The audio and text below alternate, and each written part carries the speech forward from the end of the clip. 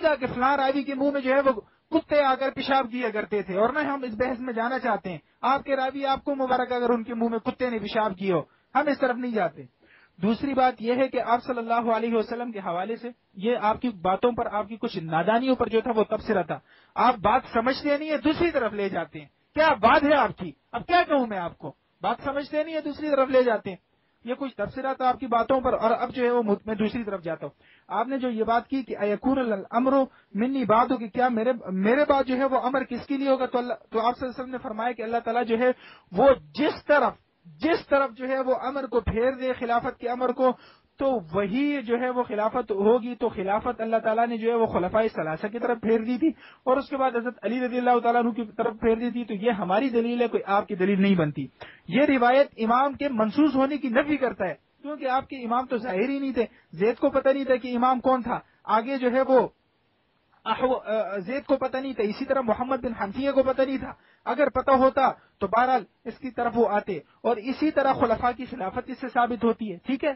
اور جہاں تک آپ نے حمار کی بات کی، میں پھر کہتا ہوں، حمار ٹھیک ہے، حمار جو ہے وہ ہمارے نزدیک کوئی ثقہ راوی نہیں ہے. ٹھیک ہے. اسی طرح دوسری بات یہ ہے کہ جو آپ نے دلیل کے اوپر جو ہے وہ جرح کی، اور یہ کہا کہ وہ امام کے پاس چونکہ زیدی آئے تھے. ٹھیک ہے، وہ امام کے پاس چونکہ زیدی آئے تھے، اور امام جو ہے وہ صرف زیدیوں کو جو ہے وہ اس حوالے سے دینے کا پابند تھا، شیعوں کا پابند تھا، زیدیوں کا پابند نہیں تھا. تو کیا اگر بقول تمہارا امام منسوس ہوتا ہے تو کیا وہ سارے لوگوں کو دعوت نہیں دے گا؟ سارے لوگوں کو بتائے گا نہیں کہ میں امام ہوں؟ اور امام کے لیے تو ضروری ہے کہ وہ ظاہر ہو، امام کے لیے تو ضروری ہے کہ وہ سب لوگوں کے سامنے ظاہر ہو، اور سب لوگ اس کو جانتے ہیں اور وہ لوگوں کو بتائے. اب یہ کیسی امامت ہے؟ ٹھیک ہے، یہ کیسی امامت ہے؟ بلکہ یہ تو روایت ہے آپ کی کہ محمد ابن یحیان، احمد ابن محمد ابن عیسان ابن فضال عن داود ابن فرقد عن ابی الحسن زکری ابن یحیان ابی عبداللہ علیہ السلام قال ما حجب اللہ عن العباد فهو موضوع عنہ. کہا جو بھی اللہ نے بندوں سے چھپا لیے وہ اس سے رکھا گیا، وہ بندوں سے ختم کر دیا گیا. تو بات یہاں پر یہ ہے کہ جو اللہ تعالیٰ نے، جو تم لوگوں کو نہیں بتاؤ گے اپنی امامت کے بارے میں، تو لوگوں کو کیسے پتہ چلے گا کہ یہ امام ہے؟ یہ ویسے ہی آپ کی واہیات تھی، اور یہ کوئی دلیل نہیں تھی، کیونکہ بقول آپ کی امام صرف شیعوں کے لیے نہیں ہوتا. اگر صرف شیعوں کے لیے تو باقی لوگوں کے لیے عذاب کے، اور باقی لوگوں کے لیے امام کو ماننا کیسے ضروری ہے؟ ٹھیک ہے. باقی امام کا معصوم، آپ نے جو اقوال پیش کیے اثنا عشریہ وغیرہ کے حوالے سے، تو محترم میں پھر کہوں گا آپ اثنا عشریہ کے پیچھے مت جائیں. آپ جو ہیں وہ اسی طرح آپ اثنا عشریہ کے پیچھے بھی مت جائیں، اور ان چیزوں کی طرف مت جائیں. آپ نے دعویٰ کیا تھا کہ قرآن مجید اور معتبر منابع اہل سنت سے ثابت کریں گے. ٹھیک ہے، اب قرآن مجید اور معتبر منابع اہل سنت سے ثابت کریں. ٹھیک ہے. باقی جہاں تک آپ نے بات کی تھی ہارون علیہ السلام کی، تو یہ مستدرک کی حدیث ہے. حدثنا علي بن العدل قال حدثنا محمد بن شعبان الجوهري قال حدثنا سعيد بن سليمان قال حدثنا عباد بن العوام عن سفيان بن حسين عن الحكم عن سعيد بن جبير عن ابن عباس عن علي رضي الله عنهما في قوله عز وجل يا أيها الذين آمنوا لا تكونوا كالذين آذوا موسى فبرأه الله مما قالوا قال صعد موسى وهارون الجبل. کہتے ہیں موسیٰ علیہ السلام اور ہارون علیہ السلام پہاڑ پر چڑھ گئے، فمات ہارون، پس ہارون علیہ السلام کی وفات ہوگی. فقالت بنی اسرائیل علی موسیٰ، پس بنی اسرائیل نے جو ہے وہ موسیٰ علیہ السلام سے کہا انت قتلتہ، کہ تو نے اس کو قتل کیا ہے. اب ایک نبی زندہ ہے، دوسرا مر گیا، اور جو مرا ہوا ہے وہ حضرت ہارون علیہ السلام ہے. کہ کان اشد جبالنا منک وألين لنا منك فأزوه في ذلك فأمر الله الملائكة فحملته فمروا به على مجالس بني إسرائيل حتى علموا بموته فدفنوه ولم يعرف قبره إلا رغم أن الله جعل أسم بكم. یہ حدیث صحیح الاسناد ہے. ٹھیک ہے. اور ذہبی نے بھی، ہم صرف جو ہے وہ مستدرک حاکم کی صحیح حدیث پر آپ اعتراض کر سکتے ہیں، لیکن کیونکہ اس حوالے سے اہل سنت کی کچھ اصول ہے، لیکن ذہبی نے جو اپنی تعلیق باندھی ہے، ٹھیک ہے، اس تلخیص کی صورت میں، اس میں اس کو جو ہے وہ اس کو جو ہے وہ صحیح کہا ہے. ٹھیک ہے، اس کو صحیح کہا ہے. باقی دوسری بات یہ ہے کہ آپ کی روایت کے مطابق جو ہے وہ امام کا مشہور ہونا ضروری ہے. باقی یہ بات کرنا کہ آپ نے جو دلیل دی کہ اللہ تعالیٰ جس طرف امر پھیر دے وہی خلافت ہوگی، تو اسی کو تو نہج البلاغہ کے مطابق حضرت عمر رضی اللہ عنہ کو حضرت علی رضی اللہ عنہ نے کہا تھا کہ آپ مت جائیے گا جنگ کے لیے، کیونکہ اگر آپ شہید ہو گئے تو پھر پیچھے لوگوں کے لیے ماوا اور ملجا باقی نہیں رہے گا۔ تو حضرت علی بھی ان کو برحق سمجھتے تھے اور اسی لیے تو ان کے وزیر بنے تھے۔ اور دوسری بات یہ ہے کہ جب حضرت علی رضی اللہ عنہ کو خلیفہ بنا رہے تھے تو حضرت علی رضی اللہ عنہ نے خود کہا تھا کہ میرے علاوہ کو جو ہے وہ کسی اور کو خلیفہ بنا لو۔ چنانچہ ذرا میں نہج البلاغہ سے پڑھتا ہوں جس کی کوئی سند ہی نہیں ہوتی ہے، لیکن پھر بھی شیعہ مذہب میں معتبر ہے، کیا کریں اب۔ وَمِنْ خُطْبَتِهِ لَهُ عَلَيْهِ السَّلَامِ لَمَّا أُرِيدَ عَلَى الْبَيْعَةِ، کہتے ہیں علی علیہ السلام کا خطبہ کہ جب ان سے ارادہ کیا گیا بیعت پر بعد قتل عثمان، حضرت عثمان رضی اللہ عنہ کے قتل اور شہادت کے بعد، فرمایا کہ دعونی والتمسوا غیری، کہا مجھے چھوڑ دو، والتمسوا غیری، حضرت علی نے فرمایا میرے علاوہ کسی اور کو خلیفہ منتخب کرو۔ واہ جی واہ، حضرت علی کو بھی پتہ نہیں ہے کہ میں منسوس ہوں، کیا حضرت علی عین کو بھی پتہ نہیں ہے کہ میں منسوس ہوں۔ فَإِنَّا مُسْتَقْبِلُونَ أَمْرًا لَهُ وُجُوهٌ وَأَلْوَانٌ، ہمارے سامنے ایک ایسا معاملہ ہے جس کے کئی وجوہ ہیں اور کئی رنگ ہیں، جس کے کئی رخ اور کئی رنگ ہیں۔ لا تقوم له القلوب، اس کے لیے جسے دل نہیں برداشت کر سکتے، ولا تثبت علیہ العقول، اور عقلیں اسے مان نہیں سکتی۔ وَإِنَّ الْآفَاقَ قَدْ أَغَامَتْ، اور افق عالم پر جو ہے وہ چھا چکی ہیں۔ وَالْمَحَجَّةُ قَدْ تَنَكَّرَتْ، آگے میں صرف ترجمہ ہی کرتا ہوں کیونکہ ٹائم کا معلوم ہونا چاہیے، اگر میں تمہاری اس خواہش کو مان لوں تو تم اس راستے پر لے چلوں گا جو میرے علم میں ہے، اور اس کے متعلق کسی کہنے والے کی بات اور کسی ملامت کرنے والے کی سرزنش پر کان نہیں دھروں گا۔ یہاں پر حضرت علی صاف کہہ رہے ہیں کہ میں اس چیز کا حقدار نہیں، کسی اور کو بنا لو، ٹھیک ہے۔ تو اس بات سے یہ صاف صاف ظاہر ہو گیا، اور دوسری بات یہ ہے کہ آپ نے جو حدیث ثقلین کے حوالے سے بات کی، حدیث ثقلین کا انکار میں نے نہیں کیا۔ آپ نے جو مسند احمد ابن حنبل کا جو طریق پیش کیا تھا، میں نے اس طریق کے اوپر اعتراض کیا کہ وہ طریق جو ہے وہ صحیح نہیں ہے۔ باقی میں نے نسیان کی روایتیں پیش کی، اس کا آپ نے جواب نہیں دیا، ٹھیک ہے۔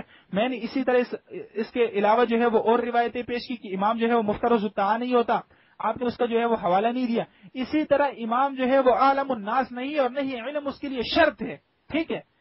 اسی طرح نہ امام نہ عالم الناس ہوتا ہے اور نہ علم اس کے لیے شرط ہوتا ہے۔ اسی طرح کلینی نے الکافی میں روایت کی ہے، مجلسی اور بہبودی نے اس کو صحیح کہا ہے، جس کے مطابق امام ایک آیت قبول کیے تھے، اور اس حوالے سے سن لیجئے گا۔ محمد بن یحییٰ احمد بن محمد بن عیسیٰ علی بن الحکم عن صفوان الجمال قال وقع بین ابی عبد اللہ السلام وبین عبد اللہ بن الحسن کلام، عبداللہ علیہ السلام اور عبداللہ بن حسن کے درمیان میں کلام ہو گیا، تو کچھ جھگڑا سا ہو گیا، مختصر کرتا ہوں ٹائم کم ہے، کہا کہ آگے دونوں ناراض ہو گئے۔ اب دوسرے دن عبداللہ بن حسن جو ہے وہ امام صاحب کے پاس آتے ہیں، ابو عبداللہ علیہ السلام کے پاس، اور ان کو کہتے ہیں کہ مجھے اور کہتے ہیں کہ آپ صبح ان کے پاس آئے اور فرمایا کہ رات کو میں نے کتاب اللہ میں ایک آیت پڑھی جس نے مجھے بے چین کر دیا۔ انہوں نے پوچھا وہ کون سی آیت ہے؟ فرمایا خدا فرماتا ہے جو لوگ ملاتے ہیں اس چیز کو جس کو اللہ نے ملانے کا حکم دیا اور اللہ سے ڈرتے ہیں۔ تو امام ابو عبداللہ علیہ السلام نے کہا کہ یہ آیت تو میں بھول ہی گیا تھا۔ اب امام کو یہ پتہ نہیں ہے کہ یہ قرآن مجید کی آیت ہے، تو یہ امامت کا حقدار کیسے؟ یہ تو جاہل ہے۔ آخر میں پھر آپ سے کہوں گا محترم، کوئی ایک نص صریح پیش کریں جس کے مطابق آپ کا امام جو ہے وہ معصوم عن الخطا ہو، ٹھیک ہے، معصوم عن الخطا ہو، اور جس کے مطابق آپ کا امام جو ہے وہ مفترض الطاعہ ہو۔ ایک دلیل نہیں ہے، بس زبیدہ آپا کے ٹوٹکے ہی سنانے، تو مسالہ چینل پر چلے جاؤ، مناظرہ کرنے کے آئے ہو، ٹوٹکے وہاں سناؤ، ہمیں نہ سناؤ، ٹھیک ہے۔ بہرحال یہ روایت بالکل صحیح ہے، اور مجلسی نے باقر المجلسی نے اور اسی طرح بہبودی نے اس کو صحیح کہا ہے۔ اور میں پھر آپ کو کہوں گا، اگر ابھی آپ نے روات پر ایسی باتیں کی تو اس کا مطلب یہ ہوگا کہ آپ مناظرے سے بھاگنا چاہتے ہیں۔ جی بسم اللہ الرحمن الرحیم، الحمد للہ رب العالمین والصلاة والسلام علی اشرف الانبیاء والمرسلین سیدنا و مولانا بالقاسم محمد وعلی اہل بیتہ الطیبین الطاہرین، بسم اللہ الرحمن الرحیم۔ اس سے پہلے کہ میں ایک مزید دلیل دوں، حدیث منزلت پر بات ہو رہی تھی، اب حدیث منزلت کے میرے سامنے فضائل الصحابہ ہے، جلد نمبر 2 ہے، صفحہ نمبر 682 ہے، مؤسسۃ الرسالہ کی جہاں پہ حدیث نمبر 1168 ہے۔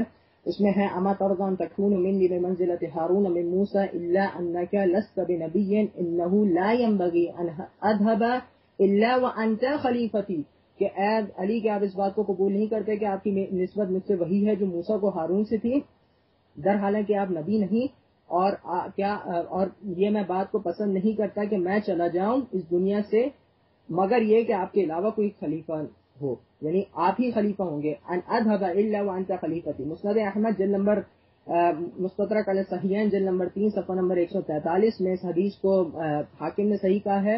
تلخیص میں ذہبی نے اس حدیث کو صحیح کہا ہے. احمد شاکر نے اس کو مسند احمد بن حنبل حدیث نمبر 3062 میں اس کو حدیث کو صحیح کہا ہے. اس کے علاوہ البانی نے بھی اس حدیث کو حسن قرار دیا ہے. تو دوسری بات پر آتے ہیں کہ انہوں نے سب سے پہلے اعتراض کیا تھا کہ محمد بن حنفیہ والی بات جو انہوں نے نقل کی تھی میں اس کا بارہا جواب دے چکا ہوں، پھر سے دے دیتا ہوں کہ میرات العقول جلد نمبر 1 صفحہ نمبر 255 جب وہ اس معجزے کو دیکھ چکے تو وہ اپنی بات سے پلٹ گئے تھے اور وہ حق کی طرف رجوع کر لیا تھا. تو جلد نمبر میرات العقول جلد نمبر 1 صفحہ نمبر 255 پہ وہ تصویر بھی موجود ہے. تو اب آپ براہ کرم اس کی طرف مراجعت کر لیں. ایک ایک اعتراض کو بار بار جو نا ریپیٹ کریں گے تو میرے لیے بھی مشکل ہوگی اور آپ کے لیے بھی مشکل ہوگی. پیشاب والی روایت جہاں تک انہوں نے نقل کی میں جانتا ہوں ان کا اشارہ کس طرف ہے. تو میرے بھائی نبی ابو ہریرہ اور آپ کے اور دیگر خلفاء کو ابھی میں کچھ نہیں کہہ رہا، لیکن اگر آپ کا مزید زیادہ کچھ بات کرنے کا دل چاہ رہا ہے تو الحمدللہ بندے رہ کر کے بعد اس کا جواب بھی موجود ہے. اس کی حدیث کی سند جو ہے شیخ کشی نقل کرتے ہیں کہ حدثنی محمد بن مسعود اچھا یا اللہ جی. تو اس کی جو سند ہے وہ معجم رجال الحدیث میں اس کی سند کو ضعیف قرار دیا گیا ہے. آیت اللہ خوئی نے اس کو ضعیف قرار دیا جس میں ابو بصیر کی طرف جو نا اشارہ کیا گیا تھا. اس کے علاوہ اب میں آپ نے عفیر والی جو بہت رد لگائے ہوئے ہیں میں اس کا پہلے بھی جواب دے چکا تھا، اور اگر آپ واپس سے چاہیں تو میں پھر سے جواب دے دیتا ہوں. وہ یہ کہ اس کی سند جو ہے وہ پھر سے میں پڑھ دیتا ہوں. الکافی میرے سامنے جلد نمبر 1 ہے، صفحہ نمبر 237 ہے. طبع دارالکتب الاسلامیہ ہے، تہران کی چھاپ ہے. محمد بن حسین علی بن محمد عن سہل بن زیاد محمد بن ولید الشباب السیرفی عن ابان بن عثمان عن ابی عبداللہ. اس کی سند میں سہل بن زیاد ہے جس کے بارے میں بارہا بتا چکا ہوں کہ علامہ ہلی، ابن داؤد جزائری، محمد طہ نجفی، ابن نوح اور ابن ولید، شیخ صدوق اور شیخ توسی سب نے اس کو ضعیف قرار دیا ہے. تو اس کے علاوہ اب مزید یہ ہے کہ حدیث ثقلین پر تو ایک طریق پہ ضعف کا حکم لگاتے تو میرے بھائی محدث کی یہ عادت ہوتی ہے کہ وہ تمام کے تمام طرق دیکھتا ہے، اس کے بعد پھر اس پر حکم لگاتا ہے. آپ نے ایک سند کو تو ضعیف کہہ دیا، میں نے تو اس کا تواتر ثابت کر دیا آپ ہی کے علماء کے اقوال سے. اب منگے کی بات یہ کہ اب آپ اس کو ضعیف قرار دیتے ہیں. ہم نے سمہودی کا اس وقت بھی قول نقل کیا تھا، البانی کا بھی کیا تھا، آلوسی کا بھی کیا تھا اور دیگر علماء کا بھی کیا تھا. مع الاسف الشدید ابھی تک اس کا جواب ہمارے پاس نہیں آیا ہے.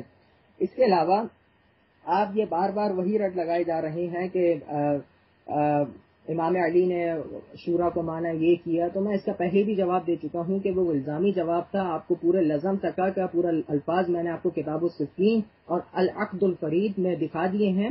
آپ ہی کی کتاب ہے، جس مبانی کے تحت آپ نے نقل کیا وہی مبانی کے تحت ہم نقل کر رہے ہیں. چونکہ سید رضی نے یہ خطبہ ایک اہل سنت عالم کی کتاب سے لیا تھا، اس لیے ضروری تھا کہ پورے سیاق و سباق میں جا کر دیکھا جائے.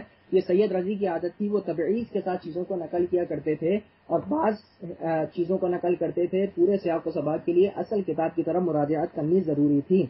اب میں آپ کو یہاں پر ہماری یہاں تک بات آ گئی تھی. اس کے بعد آپ نے یہ کہا کہ جناب عمر کو مشورہ دیا جاتا تھا اور کہا گیا کہ آپ کہیں نہیں جائیں، یہ نہیں کریں. تو میرے بھائی مشورہ دینے سے کہاں ثابت ہوتا ہے کہ ان کی خلافت ثابت ہو گئی؟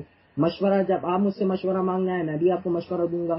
مشورہ دینا دراصل یہ بتاتا ہے کہ وہ بندہ مامون ہے، وہ بندہ امین ہے، وہ بندہ بہت زیادہ اچھے اخلاق کا حامل ہے کہ دشمن بھی اگر مشورہ لینے آ رہا ہے تو دشمن کو بھی صحیح طریقے سے مشورہ دے رہے ہیں. جبھی عمر کہا کرتے کہ لولا علی لہلک عمر، کہ اگر علی نہیں ہوتے تو عمر ہلاک ہو جاتے. تو اس کے علاوہ مزید بات اگر آپ کو میں ابو طفیل جو آپ کے عامر بن واصلہ جو پورے ایک بہت مشہور و معروف صحابی ہیں، یہ ہے باب خطبۃ الحسن بن علی رضی اللہ عنہما. یہ میں آپ کو نقل کر رہا ہوں مجمع الزوائد جلد نمبر 9 صفحہ نمبر 146 سے. اس میں یہ کہتے ہیں عن ابی طفیل قال خطبنا الحسن بن علی بن ابی طالب فحمد اللہ واثنى علیہ وذکر امیر المؤمنین علی علیہ السلام، کہ امام علی کا کیا. اور پھر عامر بن واصلہ ابو طفیل جو صحابی رسول ہیں وہ کیا کہتے ہیں کہ خاتم الاوصیاء ووصی الانبیاء وامین الصدیقین والشہداء، کہ مولا علی کون تھے؟ وہ جو تمام اوصیاء کے خاتم ہو. وہ کون تھے؟ جو انبیاء کے وصی تھے. وہ کون تھے؟ جو شہداء، جو صدیقین کے امین تھے. تو اس روایت کے بارے میں علامہ ہیثمی اپنی کتاب میں کہتے ہیں ورواه احمد باختصار كثير واسناده احمد وبعض طرق البزار وطبرانی فی الکبیر وطبرانی فی الکبیر حسان، کی جو سند جو ابھی پوری روایت کو نقل کیا گیا ہے اس کی جو سند ہے وہ حسان ہے، قابل استدلال ہے. تو آپ کو پیشاب والا بھی جواب دے چکا ہوں راوی کا، محمد بن ابی حنفیہ والے بھی دے چکا ہوں، خیر والا بھی دے چکا ہوں، ابو طفیل کی وہ روایت بھی میں نے آپ کے سامنے نقل کر دی ہے۔ اب میں آپ کے سامنے جو آ رہا ہوں، آپ کہتے ہیں کہ عالمیت جو ہے، جو سب سے زیادہ عالم ہونا وہ افضلیت پر دلالت نہیں کرتا، تو میں سب سے پہلے ایک آپ سے بات کہتا ہوں کہ اگر میری جیب میں 10 روپے ہیں تو میں کیا آپ کو 100 روپے دے سکتا ہوں؟ ہرگز نہیں دے سکتا۔ جس کے پاس اگر علم ہی نہیں ہو تو وہ دوسروں کو کیا علم دے گا؟ ٹھیک ہے نا؟ تو سب سے زیادہ ضروری یہ ہوتا ہے کہ امام جو ہو وہ عالم الناس ہو۔ وہ عالم الناس کیوں ہو؟ کیونکہ لوگ اس کی طرف مراجعت کرتے ہیں۔ اب جب لوگ اس کی طرف مراجعت کریں گے، اس کی طرف آئیں گے، اور وہ علم نہیں رکھتا ہوگا، وہ کہے گا مجھے فلاں مسئلہ نہیں معلوم، مجھے فلاں مسئلہ نہیں معلوم، وہ یا تو ایک خلیفہ کی طرح یہ کہنے لگے کہ جو عورتیں ہیں وہ مجھ سے زیادہ علم رکھتی ہیں، یا کچھ اور الفاظ کہنے لگے۔ تو بھائی ہم ایسے خلفاء کو نہیں مانتے، ہم باب مدینۃ العلم کے ماننے والے ہیں، اس علی کے ماننے والے ہیں جس کے بارے میں رسول اللہ نے فرمایا انا مدینۃ العلم وعلی بابها۔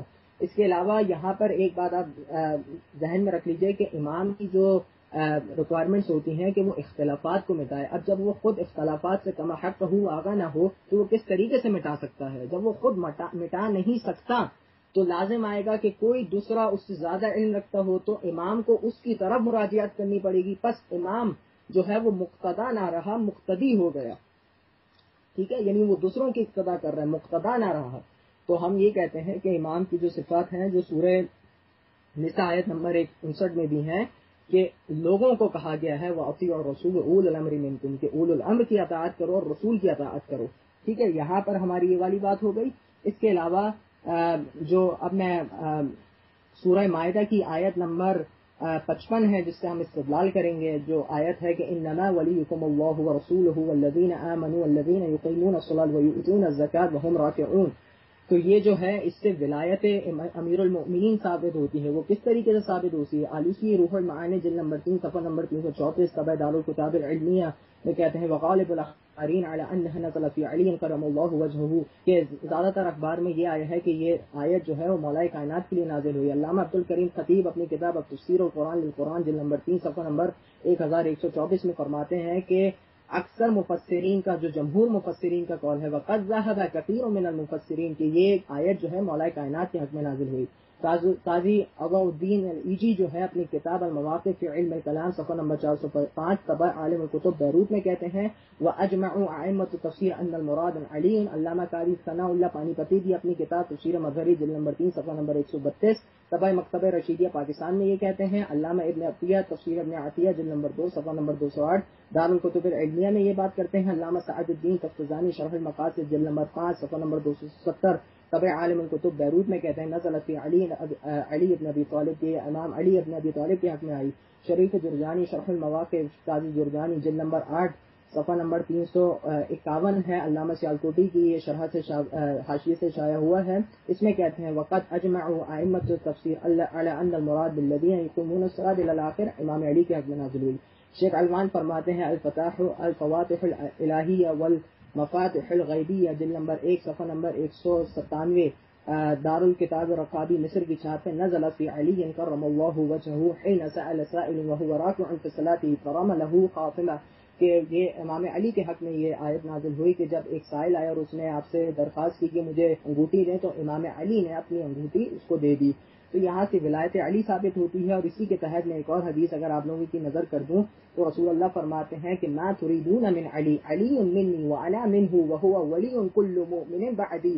مسند ابی داؤد میں ہے کہ اے تمہیں علی سے کیا پریشانی ہے، میں علی سے ہوں، وہ مجھ سے ہے، اور علی میرے بعد تمام مومنین کے ولی ہیں۔ مسند ابی داؤد 83 مسند ابی داؤد میں ہے جلد نمبر 2 صفحہ نمبر 169 دارالحجر کی چھاپ ہے۔ اس کے محقق اس کی سند کو حسن لکھتے ہیں۔ وہی مسند ابی داؤد جلد نمبر 4 صفحہ نمبر 469 میں بھی یہ روایت موجود ہے، اور وہاں پر بھی محقق اس کی سند کو حسن لکھتے ہیں۔ الاحسان کی تقریب صحیح ابن حبان جلد نمبر 15 صفحہ نمبر 374 موصول ٹائم آپ کا آپ ہوں گے۔ الحمد لله الذي هدانا لهذا وما كنا لنهتدي لولا أن هدانا الله والصلاة والسلام على من لا نبي بعده وعلى آله وصحبه الذين معه أشداء على الكفار رحماء بينهم أجمعين ولعنة الله على أعدائهم الرافدين المرتدين المعتدين الكافرين المتجاوزين من الدين إلى يوم الدين۔ اب کیا بات ہے آپ کی، آپ کو اب ہم کیا کون سا ایوارڈ دیں؟ اب ایسا ایوارڈ تو کوئی ہے نہیں ہے جو ہم آپ کو دیں. ہم نے جو ہے وہ عفیر کی روایت کی بات کی, عفیر کی ثقافت کی بات کی کہ آپ کا ثقہ راوی ہے. آپ جو ہے وہ حدیث میں سہل بن زیاد کے پیچھے لگ گئے. محترم ہم کیا کہتے ہیں, آپ کو کسی اور طرف چلے جاتے ہیں. اگر کوئی آپ کو کوئی خبت شبت ہوا ہے, کوئی عقل شکل میں کوئی فرق آیا تو اس کے ہم تو ذمہ دار نہیں ہے.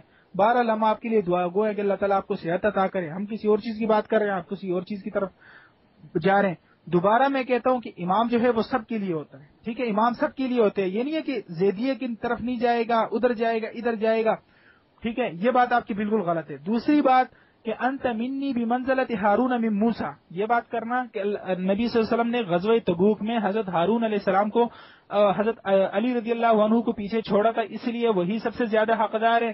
تو اس پر ہم کہتے ہیں کہ یہ آپ کا استدلال ہی بھونڈا اور غلط ہے. ٹھیک ہے, سب سے پہلی بات یہ ہے اگر پیچھے رہنے کی بات ہے تو بہت سارے اور غزوات حجت الوداع میں, اسی طرح عمرۃ القضاء میں, اسی طرح غزوہ بنی مستلق میں, غزوہ سویق میں اور بہت سارے غزوات میں نبی صلی اللہ علیہ وسلم نے مختلف صحابہ کرام کو جو ہے وہ اپنے پیچھے چھوڑا. ٹھیک ہے, ٹھیک ہے, تو کیا ہم ان لوگوں جیسے کلثوم بن حسین عطفہ الغفاری کو حجت الوداع میں جو ہے وہ ابو دجانہ ساعدی کو, ٹھیک ہے, اور اسی طرح اور بہت سارے صحابہ کرام کو جو ہے وہ پیچھے چھوڑا, کیا ہم اس بات کو اب ان کی طرف بھی پھیر دیں کہ وہاں بھی یہ چیز ہے؟ دوسری بات, آپ کا ہارون علیہ السلام کے حوالے سے دلیل پکڑنا ہی ٹھیک نہیں, یہ میں پہلے کہہ چکا ہوں, اور مستدرک سے ایک صحیح روایت بھی پیش کر چکا ہوں, اور امام ذہبی کی تعلیق سے اس کی صحت بھی پیش کر چکا ہوں کہ حضرت ہارون علیہ السلام جو ہے وہ حضرت موسیٰ علیہ السلام سے ہی پہلے ہی جو ہے وہ وفات پا چکے تھے. آپ پھر اس طرف جاتے ہیں. اب میں آپ کو کیا کہوں, میرے پاس کوئی ایسا علاج نہیں ہے کہ میں آپ کا علاج کر لوں. آپ کے لیے دعا گو ہوں کہ اللہ تعالیٰ جو ہے وہ آپ کو اس حوالے سے جو ہے وہ کرے. باقی محمد بن حنفیہ والی بات جو ہے وہ میں بدا کا ٹاپک چھیڑ ہی نہیں رہا. میں آپ کی طرح نہیں ہوں محترم کہ آپ نے دعویٰ کچھ کیا تھا اور ابھی جو ہے وہ بوئے آپ نے گندم تھے اور ابھی چنے کاٹنے کی امید میں بعض لوگوں نے نمک کو بھی بویا تھا کہ نمک کی کاشت کریں گے, اور مصر کے جوہلا نے جو ہے وہ وہاں پر جو ہے وہ کچھ اور بویا تھا اور روئی کی انہوں نے وہ آس لگائی رکھی تھی. اگر کوئی بندہ جو ہے نا نمک کے بٹے زمین میں کاشت کر دے تو وہاں سے نمک نہیں نکلتا. آپ کر کچھ اور رہے, دعویٰ کچھ اور کیا تھا اور یہاں سے ثابت کچھ اور کرنا چاہتے ہیں, تو ہم کیا کریں آپ کو؟ ہم اس حوالے سے کہہ سکتے اور کر آپ کے ساتھ جو ہے وہ کیا کہہ سکتے ہیں. باقی اگلی بات یہ ہے کہ انت منی بمنزلت ہارون من موسیٰ کا جواب ہو گیا. محمد بن حنفیہ والی جو بات ہے, محمد بن حنفیہ کے حوالے سے یہ ہے کہ اگر امام منصوص ہوتا تو کم از کم محمد بن حنفیہ کو پتا ہوتا, اور محمد بن حنفیہ کم از کم جو ہے وہ اس کو حجر اسود کے پاس نہ لے کے جانا پڑتا, یا امام کم از کم نص سنا دیتے. ٹھیک ہے, اور اسی طرح زید کو معلوم ہوتا. ٹھیک ہے, نص نہیں دی اسی لیے حجر اسود کے پاس لے کے گئے, اور آپ کے امام تو ڈرپوک سے وہ تو چھپ کے پھرتے رہتے تھے, حجر اسود میں کیسے چلے گئے اور اس سے استدلال کیسے کروا دیا. باقی حدیث ثقلین کو میں نے ضعیف نہیں کہا, آپ کے پیش کردہ طریق کو میں نے ضعیف کہا تھا کہ کوئی صحیح طریق پیش کیا کرو, اور ہمارے محدثین کے اوپر جھوٹ مت بولو. ایک ضعیف طریق پیش کر کے بس یہ متواتر ہو گیا, اور ذرا متواتر کی تعریف بھی ہماری کتابوں سے کرنا نا, پتہ لگے متواتر ہوگی حدیث کیسے متواتر ہوگی. اور اسی طرح جو آپ نے بات کی کہ یہ صرف حضرت علی رضی اللہ عنہ کا مشورہ تھا. ٹھیک ہے, حضرت علی رضی اللہ عنہ کا مشورہ یہاں پر وثیقے کا حکم رکھتا ہے, اور انہوں نے اگر جس چیز کو وہ مناسب سمجھتے ہیں, اور حدیث میں آتا ہے کہ مشورہ دینے والے کو مؤتمن ہونا چاہیے اور اس کو جو ہے وہ امانت دار ہونا چاہیے, تو حضرت علی نے بھی امانت داری کا مظاہرہ کیا اور کہا کہ آپ ہی مناسب ہے کہ یہاں پہ رہیں, آپ وہاں نہ جائیں. ٹھیک ہے, تو حضرت علی نے تو سچ کہا کہ آپ خلیفہ برحق ہیں, آپ وہاں نہ جائیں, آپ اگر شہید ہو گئے تو بہت بڑا جو ہے وہ نقصان ہوگا.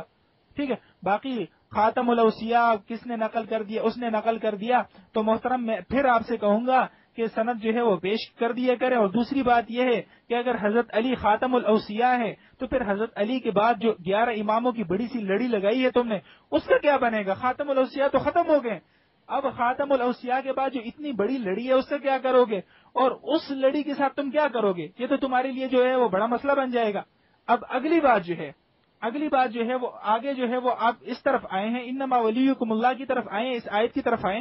سب سے پہلے محترم میں آپ کو کہوں گا کہ آپ ایک نص صریح پیش کریں اور اپنے امام کا منصوص ہونا ثابت کریں. ٹھیک ہے, باقی جہاں تک یہ بات ہے, قرآن مجید میں آتا ہے انما ولیکم اللہ ورسولہ والذین آمنوا الذین یقیمون الصلاۃ ویؤتون الزکاۃ وهم راکعون.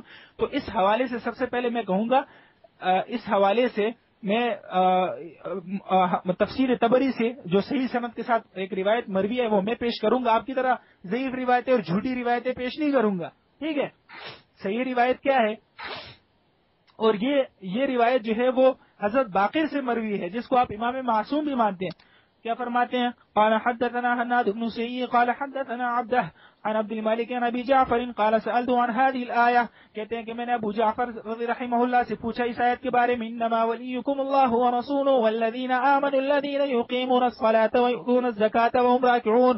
قلت من الذین آمنوا، میں نے پوچھا کہ کون ہے وہ لوگ جو آمنوا مؤمن ہے؟ قال الذین آمنوا، کہا وہ لوگ جو ایمان لائے ہیں. قلنا، میں نے کہا کہ بلغنا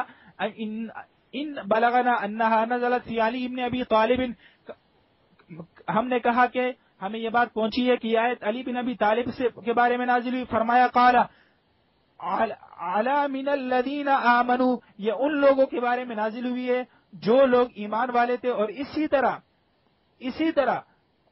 طرح اس حوالے سے تفسیر ابن کثیر میں امام ابن کثیر رحمہ اللہ فرماتے ہیں کہ جو آپ نے بات کی، قال ابن کثیر فرماتے ہیں رواہ ابن مردویا، اس کو مردویا نے نقل کیا ہے، من حدیث علی ابن ابی طالب رضی اللہ عنہ وعمار بن یاسر رضی اللہ عنہ، حضرت علی رضی اللہ عنہ اور حضرت عمار بن یاسر رضی اللہ عنہ. ولیس یصح منها شیء بالکلیہ، کہتے ہیں ان میں سے کوئی ایک چیز بھی صحیح ثابت نہیں ہے. امام ابن کثیر رحمہ اللہ فرما رہے ہیں لضعف اسانیدها وجہالۃ رجالها، کہتے ہیں اس کی اسانید بھی صحیح نہیں ہے، اور جو اس کی اسانید بھی ضعیف ہیں اور اس کے رجال بھی جو ہے ضعیف ہے. پھر میں کہوں گا او میرے بھائی کوئی ایک ہی پیش کر دیں، کوئی ایک، ٹھیک ہے، کوئی ایک نص پیش کر دیں، اپنے دعوے پر کوئی ایک نص پیش کر دیں. باقی جہاں تک عالم الناس کی بات کی ہے تو محترم میں اس میں آپ سے کہوں گا کہ عالم الناس ہونا آپ کی کتابوں کے مطابق، آپ کے عقائد کے مطابق امام کے لیے عالم الناس ہونا شرط ہی نہیں ہے. اوائل مقالات میں شیخ مفید کہتا ہے القول فی علم الائمۃ علیہم السلام بالضمائر والکائنات واطلاق القول علیہم بعلم الغیب وکون ذلک لهم فی الصفات. اس کے تحت کہتا ہے واقول ان الائمۃ من آل محمد صلی اللہ علیہ وسلم کانوا یعرفون ضمائر، کہ ائمہ علیہ السلام جو ہے وہ بعض ضمائر کو جانتے تھے لوگوں کے، وَيَعْرِفُونَ مَا يَكُونُ قَبْلَ كَوْنِهِ وَلَيْسَ ذَلِكَ بِوَاجِبٍ فِي صِفَاتِهِمْ، اور کہتے ہیں وہ جو اس سے پہلے ہونا تھا وہ بھی جانتے تھے، لیکن وَلَيْسَ ذَلِكَ وَاجِبٌ فِي صِفَاتِهِمْ وَلَا شَرْطًا فِي إِمَامَتِهِمْ. اور شیخ مفید نے شیعوں کے گردن پر چھری پھیرتے ہوئے کہا کہ امام کے پاس علم کا ہونا یہ نہ اس کی صفات میں سے واجب ہے اور نہ یہ اس کی امامت میں سے شرط ہے. اب جا کر اوائل مقالات کا کچھ کرے اور شیخ مفید کو کچھ نصیحت کریں. اور اسی طرح کلینی نے وارد کیا ہے کافی میں ایک روایت، اور مجلسی اور استاد بہبودی نے اس کو صحیح کہا ہے. محمد بن یحییٰ احمد بن محمد بن عیسیٰ علی بن الحکم عن صفوان الجمال قال وقع بین ابی عبداللہ و بین، یہ بڑی سی روایت ہے، ٹھیک ہے. اور اس روایت کو پہلے بھی میں پڑھ چکا ہوں کہ ابو الحسن نے اس روایت کو جو ہے وہ پہلے بھی میں پڑھ چکا ہوں کہ ابو عبداللہ بن الحسن نے کہا کہ وہ آیت مجھے یاد آئی، کہا کہ گویا کہ اس آیت کے بارے میں تو مجھے علم ہی نہیں تھا. باقی میں یہ کہوں گا ہمارے نزدیک امام کے لیے عالم الناس ہونا شرط نہیں ہے، لیکن اگر اہل سنت کے مطابق بعض بھی کرو گے تو اہل سنت کے نزدیک اور اہل سنت کی روایت کے مطابق تو حضرت علی رضی اللہ عنہ عالم الناس ہے. چنانچہ بخاری کی روایت ہے کہ حدثني عبد الله بن محمد قال حدثنا ابو عامر قال حدثنا فليح قال حدثني سالم ابو النضر عن بسر بن سعيد عن ابي سعيد الخدري رضي الله عنه قال خطب رسول الله صلى الله عليه وسلم الناس وقال ان الله خير عبدا بين الدنيا وبين ما عنده فاختار ذلك العبد ما عند الله. قال فبكى ابو بكر فعجبنا لبكائه ان يخبر رسول الله صلى الله عليه وسلم عن عبد خير فكان رسول الله صلى الله عليه وسلم هو المخير وكان ابو بكر اعلمنا، اور ابو بکر ہم میں سب سے زیادہ علم والے تھے. کیا بات ہے، بخاری نے کہہ دیا کہ ابو بکر سب سے زیادہ علم والے، لیکن پھر بھی ہم کہتے ہیں کہ ہم اس طرف نہیں جاتے، یہ کوئی امامت کی شرط نہیں ہے. اور مفید نے بھی تمہارے گردن پر چھری چلا دی کہ عالم ہونا امامت کی شرط نہیں ہے. اور اس کے ساتھ ٹائم ہو گیا آپ کا پورا. اعوذ باللہ من الشیطان الرجیم، بسم اللہ الرحمن الرحیم، الحمد للہ رب العالمین والصلاة والسلام علی اشرف الانبیاء والمرسلین سیدنا و مولانا بالقاسم محمد وعلی اہل بیتہ الطیبین الطاہرین، اما بعد، نصر من اللہ وفتح قریب. سب سے پہلے ایک میں اعتراض کا جواب دینا نہیں دے پایا تھا، پچھلے ٹائم میں ٹائم ختم ہو گیا تھا. میں نے کہا تھا دعونی والتمس غیری والے سے کہ مجھے خلافت جو پیش کی گئی تھی امیر المومنین کو، تو امیر المومنین نے کہا تھا کہ مجھے چھوڑ دو، میرے علاوہ کسی اور کو دیکھو. سب سے پہلے یہ نہج البلاغہ کا مطلب خطبہ نمبر 92 ہے. اس میں پورا اگر یہ خطبہ پڑھ لیتے تو بہت آسانی ہو جاتی. دعونی والتمس غیری فإن مستقبل امر له وجوه والوان لا تقوم له القلوب ولا تثبت عليه العقول وان الآفاق قد اقامت والمحجج قد تنكرت. کہ دیکھو اگر تم مجھے خلیفہ مقرر کرو گے تو مجھے اس لیے نہیں کرو کیونکہ اگر تم نے مجھے کر دیا تو تمہارے جو قلوب ہیں، جو تمہارے دل ہیں، وہ مجھے برداشت نہیں کر سکیں گے، اور تمہاری جو عقلیں ہیں وہ میرے فیصلوں کو برداشت نہیں کر پائیں گی. اب میں یہ سوال کرتا ہوں کہ مولا علی اس خلافت پر ضرب لگا رہے تھے جو ثقیفائی خلافت تھی، جو ثقیفائی طریقے سے بیعت دی جا رہی تھی. جب ہم مانتے ہیں کہ امام منصوص من اللہ ہوتا ہے، وہ کسی کی بیعت، وہ کسی کی ہاں یا نہ کا محتاج نہیں ہوتا. وہ امام جب بھی ہوتا ہے جب پورے امت اس کی تکذیب کر رہی ہو، وہ امام جب بھی ہوگا جب ساری امت اس کو مان رہی ہو، کوئی اس سے فرق نہیں پڑتا. تو امام کا جو دراصل اعتراض تھا وہ اس ثقیفائی خلافت کے خلاف تھا. اور اگر آپ کو اسی پر بہت زیادہ اعتراض ہے تو میں آپ کے سامنے ایک صورت پیش کرتا ہوں. وہ یہ کہ تاریخ طبری میں یہ روایت موجود ہے. تاریخ طبری ہے، جلد نمبر 4 ہے، صفحہ نمبر 434 ہے، دار التراث بیروت کی چھاپ ہے. آپ بھی تو علی کو چوتھا خلیفہ مانتے ہیں نا، آپ بھی کہتے ہیں کہ علی خلافت کے حقدار تھے اور وہ ان 4 خلفاء میں سے ہیں جو بالترتیب افضل ہوتے ہیں اور افضل کے لیے خلافت ہونا شرط ہے. یہ پوری آپ تفصیل بتاتے ہیں. تو ہم کہتے ہیں کہ یہی بعین ہی یہی چیز فقال علی دعونی والتمس غیری فإن مستقبل امر له وجوه وله الوان الى الاخر. یہ تاریخ طبری میں بھی یہ روایت موجود ہے. تو جو جواب آپ ہمیں دیں گے وہی جواب ہم دیں گے. چونکہ مولا علی اس وقت یہاں سے ثابت ہوتا ہے تاریخ طبری سے کہ امام خلافت نہیں لینا چاہ رہے تھے، تو وہی سوال کوئی آپ سے کیا جائے گا کہ کیوں نہیں لینا چاہ رہے تھے. آپ یہ جواب دیں گے کہ وہ اس لیے نہیں لینا چاہ رہے تھے کہ وہ خندہ پیشانی سے کام لے رہے تھے، وہ خلافت کے حریص نہیں تھے، وہ یہ نہیں تھے، وہ فلاں نہیں تھے. تو جو جواب آپ دیں گے وہی جواب ہم دیں گے. چونکہ آپ بھی علی کو چوتھا خلیفہ مانتے ہیں تو ہم بھی اعتراض کریں گے، بھائی جب چوتھے خلیفہ کے پاس خلافت آ رہی تھی تو خلافت کیوں نہ لی؟ تو آپ کہیں گے نہیں یہ ہے نہیں وہ ہے. تو وہی جواب ہم ہمارے لیے بھی تصور کریں. دوسرا جواب آپ یہ سن لیجیے کہ صحیح بخاری کی روایت موجود ہے، جلد نمبر 9 ہے، صفحہ نمبر 63 ہے، باب ما یکرہ من الحرص علی الامارہ. اس میں کہتے ہیں عن ابی ہریرہ عن النبی صلی اللہ علیہ وسلم انکم ستحرصون علی العمارہ وستکون ندامۃ یوم القیامہ فنعم المرضع وبئست الفاطمہ. کہ ان قریب تم لوگ خلافت و امارت کے بہت زیادہ حریص ہو جاؤ گے، وستکون ندامۃ یوم القیامہ، اور قیامت کے دن بہت زیادہ ندامت اٹھاؤ گے، بہت زیادہ تمہاری شرمندگی کا سامنا کرنا پڑے گا. تو یہاں پر باب بھی جو قرار دیا، باب ما یکرہ من الحرص علی الامارہ، کہ امام بخاری نے باب بھی یہ قرار دیا کہ خلافت طلب کرنا، خلافت کے لیے حریص ہونا، اس کے مکروہ ہونے پر امام بخاری نے پورا باب قرار دیا. تو ہم یہی کہتے ہیں کہ امام علی کے سامنے یہ تمام روایات موجود تھیں کہ تم لوگوں کے پیچھے مت بھاگنا خلافت کے. اگر تم لوگوں کے پیچھے خلافت کے بھاگو گے تو تم اس روایت کے مصداق ہو جاؤ گے. تو ہم یہی کہتے ہیں کہ ہمارا امام، ہمارا خلیفہ، ہمارا جو ولی ہے وہ کبھی بھی خلافت کے پیچھے بھاگتا نہیں بلکہ دنیا اس کے پیچھے بھاگتی ہے.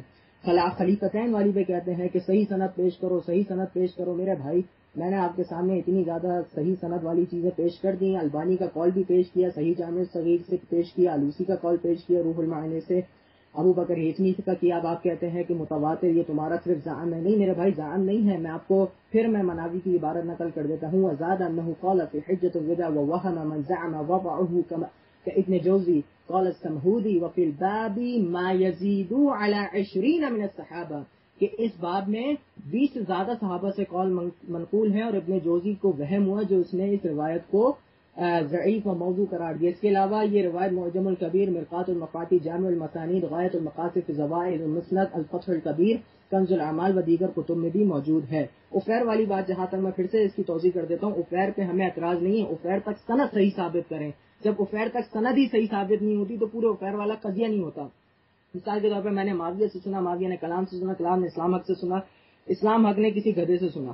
ٹھیک ہے نا. اب اگر اس میں کلام ضعیف راوی آ گیا مثال کے طور پہ تو وہ گدھے والی بات قبول ہی نہیں کی جائے گی کیونکہ اس میں ایک ضعیف راوی ہے. آپ پہلے گدھے تک بات تو صحیح ثابت کریں. آپ کہہ رہے ہیں کہ نہیں یہ کیا بات کر رہے ہو کیا، میں تو کہہ رہا ہوں پہلے گدھے تک تو روایت صحیح ثابت کریں جو ابھی تک آپ نہیں کر سکے. اس کے علاوہ اب آپ کی مجبوری میں سمجھ سکتا ہوں کہ اب آپ کے پاس زیادہ دلائل نہیں رہے ہیں، ادھر ادھر کی آپ پھینک رہے ہیں. اس کے بعد آپ نے اتنے کثیر کے عمار والی بات نقل کی تو میرے بھائی میری عمار والی روایت سے استدلال ہی کرتا چلیں. اگر آپ کو اتنے ہی زیادہ پریشانی ہو رہی ہے تو اب میں آپ کو ان صحابہ کے نام نقل کرتا ہوں جنہوں نے آیت ولایت امام علی کے حق میں نقل کی ہے. الدر المنصور جلد نمبر 3 صفحہ نمبر 104 ابن عباس سے روایت ہے کہ امام علی کے حق میں نازل ہوئی. عمار ابن یاسر سے الدر المنصور جلد نمبر 3 صفحہ نمبر 105 میں روایت منقول ہے. خود امام علی سے الدر المنصور جلد نمبر 30 صفحہ نمبر 105 میں منقول ہے. ابو رافع سے الدر المنصور جلد نمبر 3 صفحہ نمبر 106 میں منقول ہے. انس بن مالک سے شواہد التنزیل جلد نمبر 1 صفحہ نمبر 215 میں موجود ہے. اسی شواہد التنزیل میں جلد نمبر 1 صفحہ نمبر 225 میں جابر بن عبداللہ سے روایت ہے. ابو ذر غفاری سے بھی ہے جس کو تفسیر کبیر میں علامہ فخر الدین رازی نے بھی نقل کیا ہے. مقداد بن اسود سے بھی ہے. اس کے علاوہ عبداللہ ابن سلام سے بھی ہے. ذخائر العقبہ طبری میں یہ روایت موجود ہے. حماد حسان ابن ثابت سے بھی روایت ہے. روح المعانی میں اس کو بھی نقل کیا گیا ہے. عمر ابن عاص سے بھی روایت موجود ہے. المناقب للخوارزمی صفحہ نمبر 198 سے 200 تک ہے. امام حسین نے عمار ابن یاسر سے نقل کی ہے. معجم الاوسط للطبرانی جلد نمبر 1 اور حدیث نمبر 6414 میں ہے. اب میرے بھائی سب سے پہلے آپ کو میں ایک بات بتاتا چلوں کہ یہ 12 صحابہ کے میں نے آپ کو اس لیے نام نقل کر دیے کہ آپ صرف ایک عمار یاسر کا قول جو نا وہ لائے. میں آپ کو عمار یاسر سے زیادہ 12 صحابہ سے میں نے نقل کر دیا. اس کے علاوہ اگر آپ کو یاد ہو یا نہ ہو میں نے کتنے سارے اقوال پیش کیے تھے کہ اس کی تفصیل میں آپ نے ایک کبھی جواب مجھے نہیں دیا. آخر میں آپ کے مدرسے میں پڑھائی جانے والی کتاب شامی جو ہے رد المختار علی در المختار جلد نمبر 1 ہے صفحہ نمبر 659 ہے. دارالفکر کی چھاپ ہے. شامی فرماتے ہیں لأن علی تصدق بخاتم في الصلاة فمدح الله تعالى بقوله ويؤتون الزکاة وهم راکعون کہ وہ ایک دلیل ایک فقہی مسئلہ استنباط کرتے ہیں اور وہ کس تحت کرتے ہیں. کہتے ہیں کہ چونکہ امام علی نے اپنی انگوٹھی نماز کے دوران دی اور خدا نے اس فعل کی بہت زیادہ تعریف کری اور کہا کہ وَيُؤْتُونَ الزَّكَاةَ وَهُمْ رَاكِعُونَ اور وہ لوگ حالت رکوع میں زکوٰۃ دیتے ہیں. تو آپ سب سے پہلے جا کر اب شامی صاحب سے پوچھیں ان کی قبر پہ جا کے ایک فاتحہ بھی پڑھیں اور اگر ایک عدد لعنت کرنی ہے کہ ایسی ضعیف روایت کیوں نقل کر رہے ہو تو وہ بھی کر دیجیے گا ساتھ میں. اچھا اس کے علاوہ اب میں یہاں تک پہنچ گیا ہوں کہ آیت ولایت ہو گئی ہے. آپ کو میں نے نہج البلاغہ والی چیز کا جواب دے دیا ہے. اس کے علاوہ حدیث منزلت پر میں بات کرنا چاہ رہا ہوں. آپ کہہ رہے ہیں کہ حدیث منزلت صرف غزوہ تبوک سے متصل تھی. اب میں آپ کو بتاتا ہوں کہ سب سے پہلے بڑا معالس شدید یہ میرے سامنے السنہ ہے. ابو بکر ابن خلال کی کتاب ہے. ابو بکر ابن خلال کی کتاب ہے. دار الرایہ ریاض کی چھاپ ہے. یہ اس کی جو رقم ہے 461 ہے. اس کے بارے میں احمد ابن حنبل سے پوچھا جاتا ہے کہ انت منی بمنزلۃ ہارون من موسیٰ ایش تفسیرہ کہ اس کی تفسیر کیا ہے. تو احمد بن حنبل کہتے ہیں اس کو تنہا دا کہ خاموش رہو لا تسألوا عن ذل خبر کما جاہا. اس کو ایسے ہی قبول اس کو بارے میں اتنا سوال نہیں کیا کر اس کو ویسے ہی قبول کریے جیسی آئی ہے. تو میں سمجھ سکتا ہوں آپ لوگ کے مناظروں میں بڑا مسئلہ ہوتا ہے کہ جو آپ کے سلف کہا کرتے تھے کہ بھیا ہر چیز کی تفسیر نہیں پوچھا کرو. تو میں یہ کہہ سکتا ہوں کہ آپ اس کی تفسیر کیونکہ نہیں کر پا رہے احمد بن حنبل کی طرح اس لیے آپ کو اتنے مسئلے مسائل پیش ہو رہے ہیں.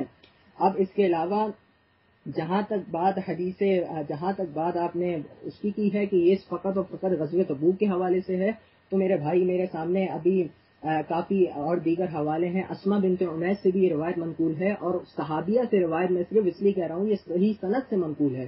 صحابیہ سے میں روایت پہ اس لیے زور دے رہا ہوں کیونکہ صحابیہ وہ ہے جو فتح مکہ کے بعد جتنی جنگیں ہوئیں وہ کسی بھی جنگ میں باہر تک نہیں گئی یعنی مدینے سے باہر نہیں گئی. اور یہ جو روایت ہے وہ جرف کے مقام پر کہی ہے بالکل مدینے سے نہیں مدینے سے تھوڑے سے باہر کے مقام پہ کہی ہے جب منافقین نے کہا. تو یہ عقلی استدلال ہے کہ چونکہ صحابیہ مدینے سے باہر نہیں گئی ہے اور جب صحابیہ مدینے سے باہر نہیں گئی تو یہ ممکن نہیں تھا کہ وہ وہاں پر جا کر سنتی اس لیے غزوہ تبوک کے علاوہ کبھی اور سنی ہوگی. اس کے علاوہ میں آپ کو اور دیگر جو طرق ہیں اس کے وہ میں آپ سے پوچھتا ہوں کہ ایک منٹ تھا ویسے 24 پہ شروع کیا تھا آپ نے پھر زبردستی یہاں پہ روک کیا 24 پہ شروع کیا تھا آپ بیچ میں مجھے دخل اندازی دے رہے ہیں بیکار. دیکھ لیں وہاں پہ لکھا ہوا ہے وہاں میں نہیں دے رہا وہ نیچے.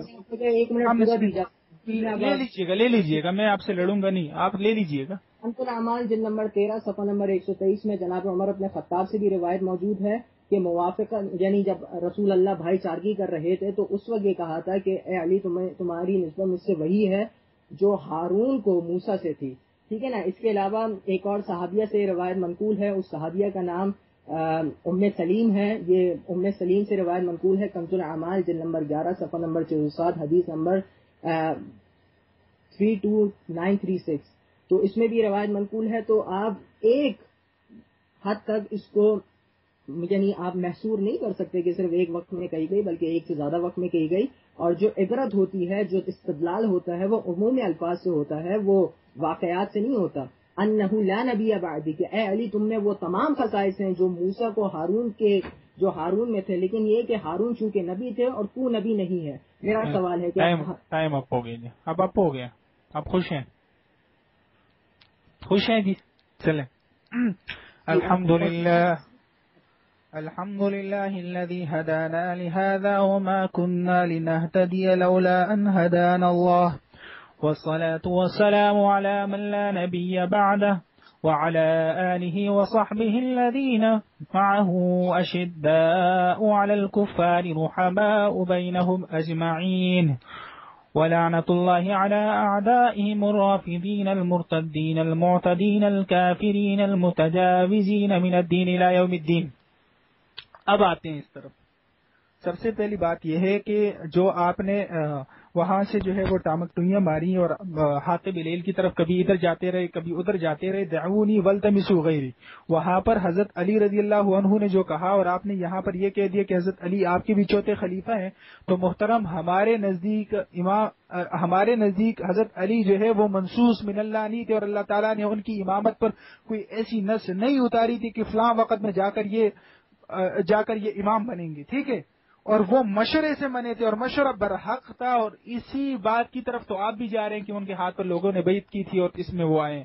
باقی جہاں تک بخاری میں ہے کہ تمہاری لیے ندامت ہوگی قیامت کے دن، تو بات صحیح ہے، حضرت علی رضی اللہ عنہ اپنے آپ کو معصوم نہیں سمجھتے تھے، اس لیے وہ اس بات سے ڈرتے تھے اور وہ کہتے تھے کہ کسی اور کو دے دو، کہیں ایسا نہ ہو کہ مجھ سے جو ہے وہ خطائیں ہو جائیں۔ لیکن بات یہ ہے کہ حضرت علی رضی اللہ تعالیٰ عنہ کی اللہ تعالیٰ نے حفاظت کی اور ان کو خطاؤں پر جو ہے وہ برقرار نہیں رکھا اور ان کی جو ہے وہ بخشش کر دی، تو اس وجہ سے جو ہے وہ یہ ساری بات جو ہے وہ اس حوالے سے ثابت ہوگی۔ باقی دوسری بات، اور جی فلاں صحابی سے ثابت ہے، یار میری ایک بات سنو، آپ کہتے ہو نا کہ تمہارے پاس دلائل ختم ہو گئے، یہ ہو گیا وہ ہو گیا، خود بھاگنا چاہتے ہو تو بتا دو، ٹھیک ہے، میں تیار ہوں، جب تک تمہارا مہدی نہیں نکلتا اس وقت تک میں مناظرے کرنے کے لیے تیار ہوں تمہارے ساتھ، بیٹھو یہاں پر، جب تک بیٹھنا ہے، کیا 2.5 گھنٹے، جب تک تمہارا 12واں امام غار سے نہیں نکلتا اس وقت تک تیار ہوں، اور وہ نکلے گا بھی نہیں اور ہمارا مناظرہ چلتا رہے گا اور قیامت جو ہے وہ برپا ہو جائے گی۔ عجیب سی بات کرتے ہو یار، خود جو ہے وہ سکین پڑھتے جا رہے ہو اور ایک روایت پیش کرتے نہیں ہو اور کہتے ہو یہ ہو کہ تمہارے دلائل ختم ہو گئے۔ اگر ہمت ہے تو آ کر کہو مناظرہ لمبا، میں تمہارے ساتھ مناظرہ لمبا کروں گا، ویسے ہی باتیں کرتے ہو، خود سکین پڑھے جا رہے ہو، ایک روایت کی سند نہیں پڑھی، میں نے تمہاری ہر روایت کی سند پڑھی ہے، اور ملا مجلسی اور ملا بہبودی کی جو ہے وہ ہر سند پیش کی ہے، اس کی طرف تم جاتے نہیں ہو اور اس طرح کی باتیں کر رہے ہو، عجیب سی باتیں کر رہے ہو۔ دوسری بات یہ ہے کہ سب سے پہلی بات یہ ہے کہ جو انما ولیکم اللہ ورسولہ کے حوالے سے میں نے طبری کا حوالہ پیش کیا کہ یہ سارے مؤمنین کے بارے میں ہے، اور اسی طرح ابن کثیر کا حوالہ پیش کیا، اور اسی طرح ٹھیک ہے، تو اس کا مطلب یہ ہے جب میں نے یہ حوالہ پیش کیا تو اس کا مطلب یہ کہ حضرت علی کے ساتھ خاص نہیں ہے، اور اسی بات کو انما ولیکم اللہ ورسولہ والذین آمنوا جمع کا صیغہ بھی بتا رہے ہیں کہ صرف حضرت علی کے بارے میں نہیں ہے۔ دوسری بات یہ ہے اللہم الا ان یقال بالفرض والمحال، تسلیم بھی کر لیا جائے کہ حضرت علی کے لیے نہیں ہے، تو اس سے یہ کہاں ثابت ہوتا ہے کہ جو 12واں امام ہوگا، ٹھیک ہے، جو غار سے سوراخ سے نکلے گا سامرا کے سوراخ سے، تو وہ بھی امام ہوگا، ٹھیک ہے، اور اس سے یہ کہاں ثابت ہوتا ہے کہ حضرت علی جو ہے وہ امام جو ہے بلا فصل ہے اور ان کی امامت پر جو ہے وہ کوئی نص صریح جو ہے وہ ثابت ہے، ویسے ہی جو ہے وہ ادھر اور ادھر جا رہے ہو۔ باقی جہاں تک امامت کی بات ہے کہ امامت جو ہے وہ ضروری ہے، جس کا حق ہو اس کے لیے اپنا حق لینا ضروری ہے۔ حضرت یوسف علیہ السلام کا حق تھا خزائن ارض پر امین بننا، تو انہوں نے خود ہی کہہ دیا قال اجعلنی علی خزائن الارض، جیسے میں قرآن مجید کی آیتیں پڑھتا ہوں نا، ایسے قرآن مجید کی آیتیں پڑھا کرو، یہ سکین اور ادھر ادھر اور فلاں سائٹ کھول کے اور یہ فلاں سائٹ کھول کے یہ انٹرنیٹی طوطوں والی بات نہ کریں، جیسے میں سند پڑھتا ہوں، میں آیت پڑھتا ہوں، ایسے ہی پڑھیں، اور اگر عربی آتی نہیں ہے تو غلط عربی بولا نہ کریں۔ فَيَا لِلْعَجَبِ عَلَىٰ عَرَبِيَّتِكَ تتكلم بعربية الفاصحة فلماذا تكسر أرجل اللغة العربية فأيش أنت والله ايش والله خسيس۔ اب یہاں سے جو حضرت یوسف علیہ السلام جو تھے وہ چونکہ خزائن ارض کے یوسف علیہ السلام جو تھے قابل تھے اور ان کا حق تھا، انہوں نے خود مانگا اور کہا کہ قال اجعلنی علی خزائن الارض، مجھے خزائن ارض پر جو ہے وہ امین بنا دو، انی حفیظ علیم، میں تو اس حوالے سے حفیظ بھی ہوں اور علیم بھی ہوں.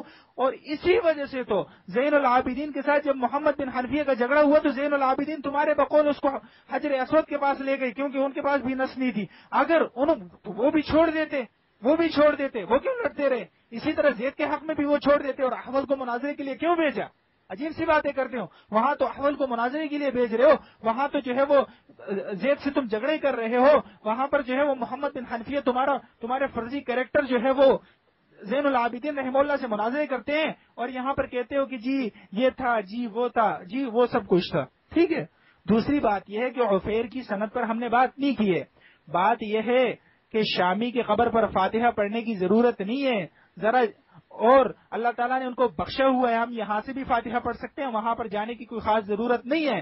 اور دوسری جہاں تک بات یہ ہے کہ آپ کہتے ہو کہ لعنت بھیج دو، لعنت تم کلینی پہ کیوں نہیں بھیجتے ہو جس نے گدے سے روایت کر کے تمہارے گلے میں جو ہے وہ ڈول لٹکا دی. اب ہر ایک اس ڈول کو بجاتا ہے، کوئی کہتے ہیں وہ گدا آ گیا، کوئی کہتے ہیں گدر آ گئی ہے، یہ وہ ہے، تمہارے لیے پنگا بنا دیا، مسئلہ بنا دیا، رپڑا بنا دیا. اس کو جا کر کیوں نہیں لعنت کرتے ہو؟ اس کو کیوں جا کر نہیں پیٹتے ہو؟ جو تم جا کر علامہ شامی الافندی محمد امین الافندی رحمہ اللہ کی بات کرتے ہو، جنہوں نے جو ہے وہ رد المختار لکھی.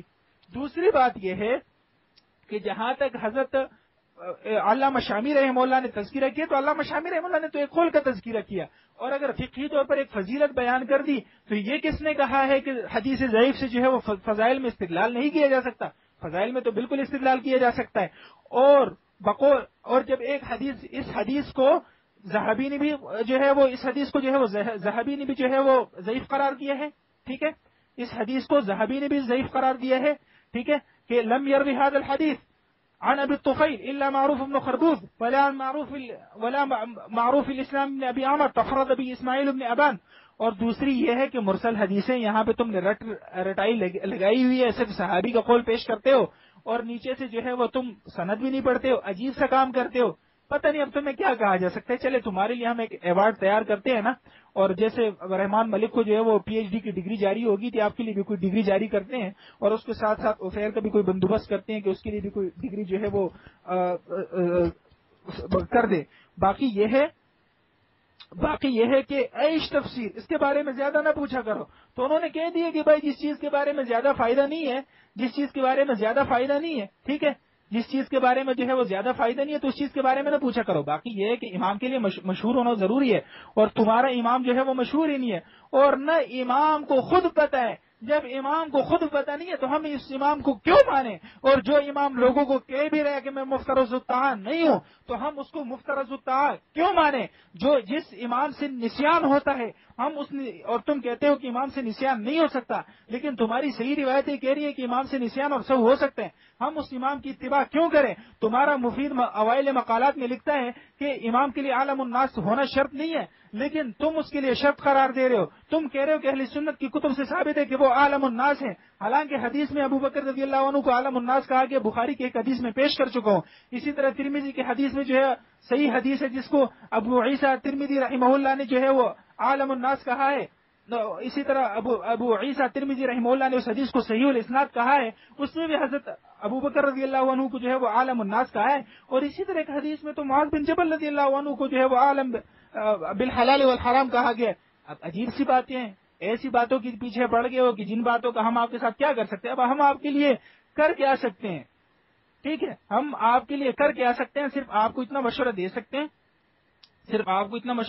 ہیں کہ خلافت اسی کا حق ہوتا ہے جو خلافت کا حقدار ہو. ٹھیک ہے، خلافت اسی کا حق ہوتا ہے جو خلافت کا حقدار ہو. چنانچہ حضرت علی رضی اللہ عنہ کے خطبہ ہے کہ ایھا الناس ان حق الناس بهذا الامر اقواهم عليه واعلم بامر الله فيه فان شاء شائب استوعب فان ابى قتل ولا عمري لئن كانت الامامه لا تنعقد حتى يحضر عامه الناس فما الى ذلك سبيل ولكن من غاب عنها ثم ليس للشاهد ان يرجع ولا للغائب ان يختار. ٹھیک ہے، اب منٹ چونکہ ایک رہ گیا تو اب بقول آپ نے چونکہ ٹیکس کر دیا تو اس بات کی طرف میں آؤں گا. اگر تبری سے یا کہیں اور سے تمہارے نہج البلاغہ لکھنے والے نے اقوال نقل کر لیے تو اس میں ہم کیا کریں؟ جا کر اپنے نہج البلاغہ کے مصنف کو پیٹو. کہ تم نے اہل سنت کی کتابوں سے اقوال کیوں نقل کر لیے، ہمیں کیوں کہتے ہو؟ کیونکہ تمہارا دین تو تھا نہیں، اسی لیے تم نے جو ہے ادھر سے کر لیا، کچھ ادھر سے کر لیا، کچھ ادھر سے کر لیا، کچھ ادھر سے کر لیا، اور اپنا ایک معجون مرکب جو ہے وہ تم نے تیار کر لیا ہے۔ اب حضرت علی رضی اللہ عنہ میں مختصراً کہوں گا، ایک اور روایت میں حضرت علی رضی اللہ تعالیٰ عنہ جو ہے وہ کہنے کہ سواد اعظم کے ساتھ رہو، تو تمہیں میں مشورہ دوں گا اس چیز کو چھوڑے اور سواد اعظم کے ساتھ، اور باقی جہاں تک امیر کی بات ہے تو ماویہ بھائی ٹائم ہو گیا آپ کا، ہو گیا، ٹھیک ہے، کیجیے گا۔ أعوذ بالله من الشيطان الرجيم. بسم الله الرحمن الرحيم. الحمد لله رب العالمين والصلاة والسلام على أشرف الأنبياء والمرسلين. اما بعد، سب سے پہلے تو ہمارے برادر کافی اعتراض کر رہے ہیں کہ امامت یہ امامت وہ، اب ان کے میں سوچ رہا ہوں کہ کتابوں سے دکھا دوں۔ المحلہ ہے میرے سامنے، جلد نمبر 1 ہے، صفحہ نمبر 67 ہے، دارالفکر بیروت کی یہ چھاپ ہے۔ ولا يجوز ان يكون في الدنيا الا امام واحد فقط ومن بات ليلا وليس في عنقه بيعة مأتمئة جاہلیہ، کہ اگر کوئی ایک رات بھی ایسے گزارے کہ اس کے گردن پر امام کی بیعت نہ ہو تو وہ جاہلیت کی موت مرا، تو سمجھ آتا ہے کہ اصول دین میں سے شمار کیا جاتا ہے۔ اس کا وجہ کیا ہے کہ شاہ ولی اللہ اپنی کتاب ازالۃ الحفان خلافت الخلفاء جلد نمبر 1 صفحہ نمبر 1 پہ طبع جدید جو ہے میرے سامنے موجود ہے، اس پہ وہ کہتے ہیں کہ یہ امامت جو ہے وہ اصول دین میں سے ہے۔ اسی طریقے سے حنفی عالم جمال الدین غزنوی الحنفی جو ہیں وہ اپنی کتاب اصول دین لکھتے ہیں، اور اسی اصول دین پہ وہ صفحہ نمبر 269 سے وہ امامت کا باب شروع کرتے ہیں، اور اس میں امامت کو اصول دین میں سے قرار دیتے ہیں۔ اب سب سے پہلے آپ نے تو بہت زیادہ عجیب سی بد زبانی استعمال کی، میرے پاس اتنا وقت نہیں کہ میں آپ کو اتنی اس بد زبانی میں کام چلا سکوں، لیکن میں اب آپ کو جواب دیتا ہوں۔ میرے سامنے اب یہ طبرانی کی روایت موجود ہے۔ حدثنا عبید العجلی حدثنا ابراہیم بن سعید الجوہری حدثنا حسین بن محمد حدثنا سلیم بن قرب عن فطر بن خلیفہ عن عبد الرحمن بن ابی نعم وعن سفینہ، کہ اس یہ روایت موجود ہے کہ اہدی لرسول اللہ صلی اللہ علیہ وآلہ وسلم فوائر فصنعت له بعضها فلما اصبح آتيته به فقال من أين لك هذا فقلت من الذي آتيت به أمس فقال ألم أقل لك لا تدخرون لغد طعام لكل يوم رزق ثم قال اللهم ادخل علي أحب خلقك إليك يأكل معي من هذا الطير فدخل علي اللهم وإلي۔ پھر یہ طبرانی سے روایت نقل کر کے علامہ حیثمی کہتے ہیں رواہ البزار و طبرانی باختصار و رجال طبرانی رجال الصحیح غیر فطر ابن خلیفہ وهو ثقۃ۔ تو میں نے آپ کی تصویر بھی دکھا دی، سند بھی پڑھ لی، کیونکہ سند پہ آپ کو بہت زیادہ مسئلہ تھا۔ تو یہ حدیث ہے، حدیث طیر۔ حدیث طیر میں کیا ہوتا ہے کہ رسول اللہ کہتے ہیں کہ بار الہ میرے اپنی بہترین مخلوق کو میرے پاس بھیج جو میرے ساتھ یہ کھانا کھائے۔ تو پس جب وہ بہترین مخلوق آئی تو وہ کون آئی؟ مولا کائنات علی بن ابی طالب صلوات اللہ علیہ کی ذات آئی۔ اور اس کے بعد آنے کے بعد میں آپ کو مزید ان صحابہ کے نام بتا دوں جن سے یہ روایت منقول ہے۔ یہ جو روایت منقول ہے وہ علی بن ابی طالب سے ہے، مستدرک علی صحیحین میں روایت موجود ہے۔ سعد بن ابی وقاص، ابو سعید الخدری، ابو رافع، ابو طفیل، جابر بن عبداللہ الانصاری، حبشی بن جندہ، یعلی بن مرہ، عبداللہ بن عباس، سفینہ، عمر بن عاص اور انس سے بہت زیادہ روایت منقول ہے۔ تاریخ دمشق میں آپ کو کافی طرق مل جائیں گے، کم سے کم 30 لوگوں کی تو تصریح خود آپ کے علماء نے کہی ہے کہ یہ انس سے روایت حدیث طیر کی گئی ہے۔ تو حدیث طیر سے بھی ثابت ہوتا ہے کہ مولا علی خلافت کے حقدار تھے، سب سے احب اللہ و احب الرسول تھے۔ اس کے بعد میں جو سب سے اہم یہ ہے کہ آپ اپنی کتاب سے استدلال کر رہے ہیں۔ مناظرے کے اصول یہ ہوتے ہیں کہ اپنی کتاب سے استدلال نہیں کیا جاتا، مخالف کی کتاب سے استدلال کیا جاتا ہے۔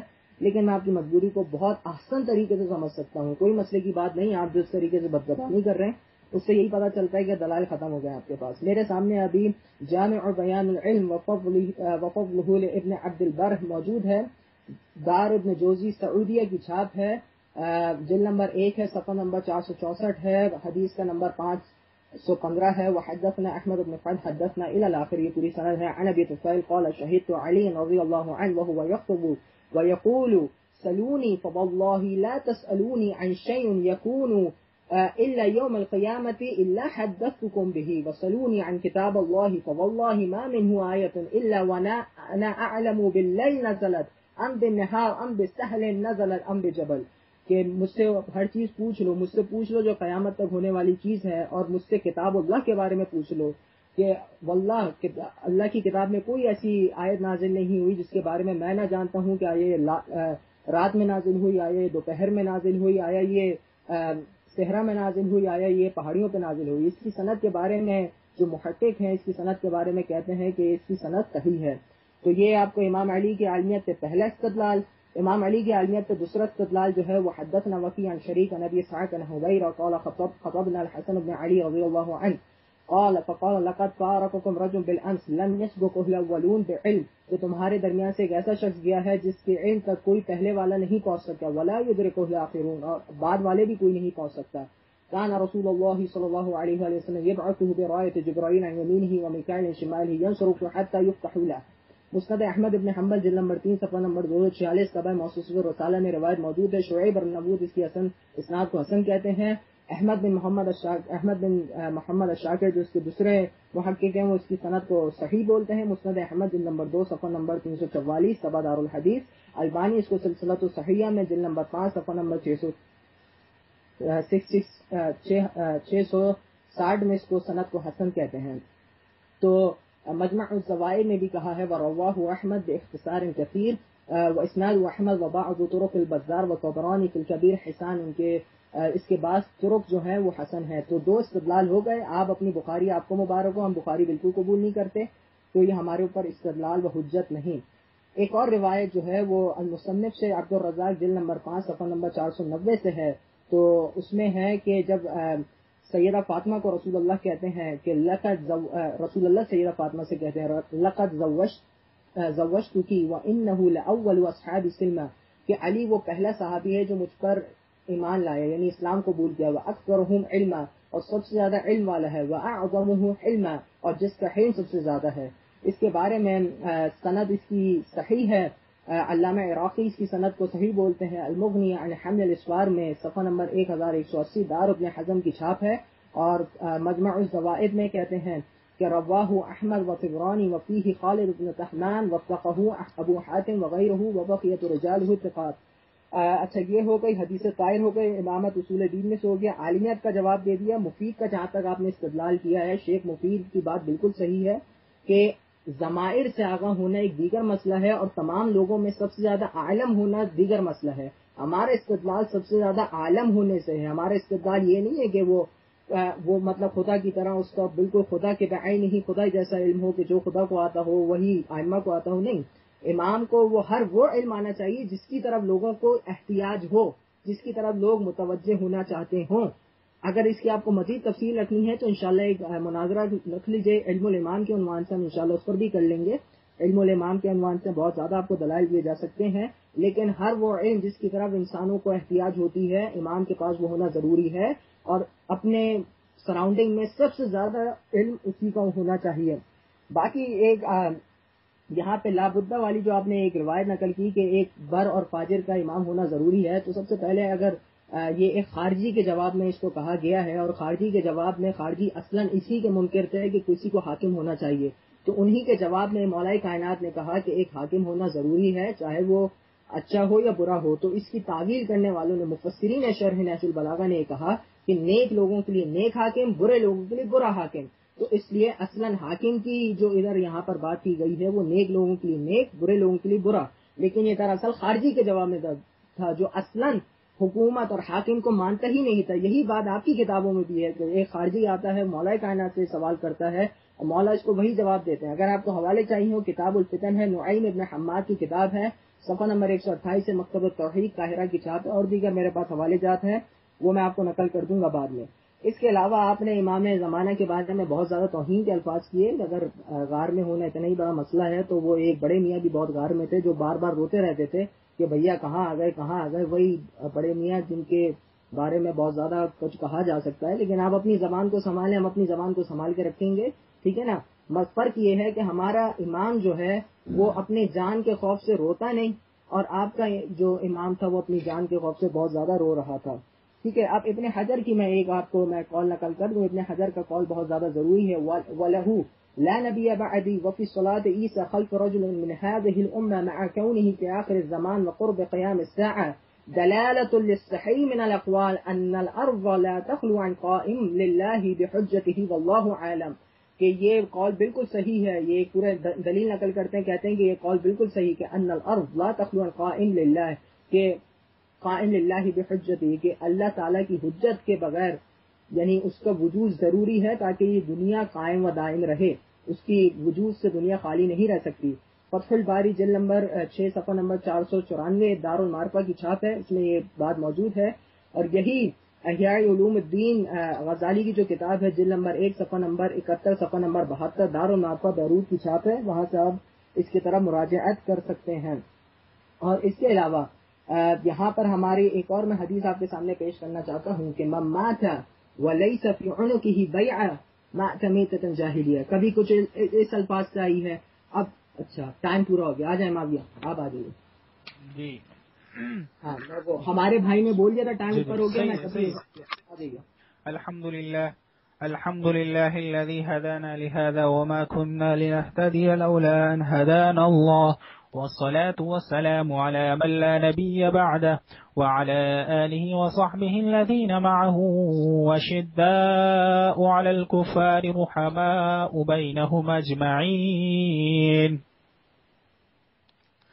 ولعنة الله على أعدائهم الرافضين المرتدين المعتدين الكافرين المتجاوزين من الدين إلى يوم الدين۔ بسم اللہ الرحمن الرحیم۔ محترم، سب سے پہلے تو آپ نے یہ اعتراض کیا جی ہماری کتابوں سے دلائل دے، اپنی کتابوں سے کیوں دے رہے ہو؟ مجھے تو لگتا ہے کہ آپ کو اپنی کتابوں کا علم ہی نہیں ہے، جس کے میں کئی حوالے پہلے دے چکا ہوں کہ آپ ہمارے اوپر وہ اعتراض کرتے ہیں کہ آپ کی کتابیں اس کی نفی کرتی ہے، آپ کی اتھینٹک روایت اس کی نفی کرتی ہے۔ ہم تو آپ کے دلائل دے رہے ہیں، لیکن آپ ہماری کتابوں کے جو ہے وہ غلط روایت سنا رہے ہیں، جس کو میں رد بھی کر چکا ہوں۔ اور باقی یہ ہے کہ جہاں تک آپ نے افضلیت کی روایتیں سنائی ہیں تو ہمارے ہاں اصول حدیث ہے، اگر دو حدیثوں میں تعارض ہوتا ہے تو سب سے پہلے سب سے جو عالی سند والی حدیث ہوتی ہے اور جس کو تلقی حاصل ہو اس حدیث کو جو ہے وہ افضلیت دی جاتی ہے۔ وہ میں نے حدیث سنا دی، اس کی سند صحیح ہے، وہ میں نے یہ کر دی۔ تعارض میں جو ہے وہ بخاری شریف کی حدیث کو جو ہے وہ ہم ترجیح دیں گے، اور بخاری شریف کی حدیث میں حضرت ابوبکر صدیق رضی اللہ عنہ کو جو ہے وہ عالم الناس کہا گیا۔ نمبر 2، آپ نے کہا کہ امام کے لیے عالم الناس ہونا ضروری ہے، حالانکہ حضرت علی رضی اللہ عنہ جو ہے وہ اس چیز کی جو ہے وہ نفی کرتے ہیں۔ ٹھیک ہے، حضرت علی رضی اللہ عنہ جو ہے وہ اس چیز کی نفی کرتے ہیں، اور حضرت علی رضی اللہ عنہ فرماتے ہیں کہ امام کا ہر علم میں عالم ہونا ضروری نہیں ہے، بلکہ امام کا کس چیز میں عالم ہونا ضروری ہے، تو وہ اس کے اندر موجود ہے۔ وہ آپ کو نہج البلاغہ کی طرف جائیں، آپ ہماری کتابوں کی طرف کیوں آتے ہیں؟ آپ کو اپنی کتابوں کا پتہ نہیں ہوتا، ادھر کو دوڑے آتے ہیں، نہج البلاغہ پہ اعتراض کرتے ہیں، کہتے وہ جی وہ ہمارے مصنف نے آپ کی کتابوں سے چوری کر لی تھی تو اس وجہ سے یہ ہو گیا تھا۔ تو دیکھ لیں کیا کہتے ہیں، کہتے ہیں ایھا الناس ان حق الناس بهذا الامر اقواهم علیہ واعلمهم بامر اللہ فیہ، اللہ کے امر کو عوام کے اندر جانتا ہو کہ عوام کا نظم و نسق جو ہے وہ کس طور پر چلے گا، تو اسی چیز کو جانتا ہو۔ باقی جہاں تک بات یہ ہے کہ آپ کہتے ہیں کہ امیر جو ہے وہ یہ خوارج کو جواب تھا، تو کیا آپ کا جو امام ہوتا ہے وہ صرف اپنی مخصوص، حالانکہ یہ تو ایک اور بات ہے کہ آپ کے ابھی تک 313 مومن ہوئے ہی نہیں ہے، ٹھیک ہے، کہ مہدی صاحب نکل آئیں جو خوف سے غار کے اندر چھپے ہوئے آپ کی روایات کے مطابق۔ ایک طرف تو آپ کہتے ہیں امام اشیاء الناس ہے، دوسری طرف کہتے ہیں کہ مہدی صاحب جو ہے وہ لوگوں کے خوف کی وجہ سے غار میں چھپ گئے تھے، ٹھیک ہے۔ اب یہاں پر حضرت علی رضی اللہ عنہ کہہ رہے ہیں وَإِنَّهُ لَا بُدَّ لِلنَّاسِ مِنْ أَمِيرٍ بَرٍّ أَوْ فَاجِرٍ يَعْمَلُ فِي امْرَأَتِهِ الْمُؤْمِنُ وَيَسْتَمْتِعُ بِهَا فِيهَا الْكَافِرُ، ٹھیک ہے۔ یہاں پر انہوں نے کوئی ایسی تصریح نہیں کی ہے، آپ کے شارحین نے اپنی طرف سے کی ہے، یہ ان کی خانہ ساز تشریحات ہے، اور ہم آپ کو دعوت دیتے ہیں کہ حضرت علی رضی اللہ عنہ نے نہج البلاغہ میں کہا ہے کہ سواد اعظم کو پکڑو، ہم بھی آپ کو کہتے ہیں آئیں اور سواد اعظم کو پکڑیں اور سواد اعظم کی طرف آئیں، ٹھیک ہے۔ ہم آپ کو کہتے ہیں کہ سواد اعظم کی طرف آئیں اور سواد اعظم کو پکڑیں۔ باقی جہاں تک بات یہ ہے غار میں جانے کی بات ہے، تو سب سے پہلے تو میں آپ کو یہ کہوں گا کہ مہدی صاحب اگر اپنی مرضی سے گئے ہیں تب بھی انہوں نے ظلم کیا ہے، کیونکہ بقول آپ کے وہ امام معصوم ہیں، لوگوں کو ان کی ضرورت ہے، اور انہوں نے اس میں جو ہے وہ ظلم کیا اور ایک واجب میں جو ہے وہ خلل ڈالا، اور اگر اللہ تعالیٰ نے اس کو حکم دیا تو اللہ تعالیٰ بھی تو ایک عادل ذات ہے اور وہ ایسی چیز کا حکم کر ہی نہیں سکتے، لہٰذا آپ کے مہدی صاحب خود سے گئے ہیں اور انہوں نے ظلم کیا، لہٰذا آپ کے مہدی صاحب تو ظالم ہوئے۔ باقی جہاں تک بات ہے امام کے خوف ہونے کی، تو سن لیجئے کہ اس پر آپ کی کئی روایت ہے، کوئی ایک روایت نہیں ہے، ٹھیک ہے، کہ کمال الدین میں ہے، اسی طرح اصول کافی میں ہے۔ میں پہلے کمال الدین کی اور پھر آخر میں جو ہے وہ کافی کی صحیح روایت آپ کو سناتا ہوں۔ وبهذا الاسناد عن محمد بن مسعود قال حدثني محمد بن ابراهيم البراق قال حدثنا حمدان بن احمد القلنسي عن ايوب بن نوح عن صفوان بن يحيى عن ابن بكير عن زرارة قال سمعت ابا جعفر علیہ السلام يقول ان للقائم غیبة قبل ان يقوم.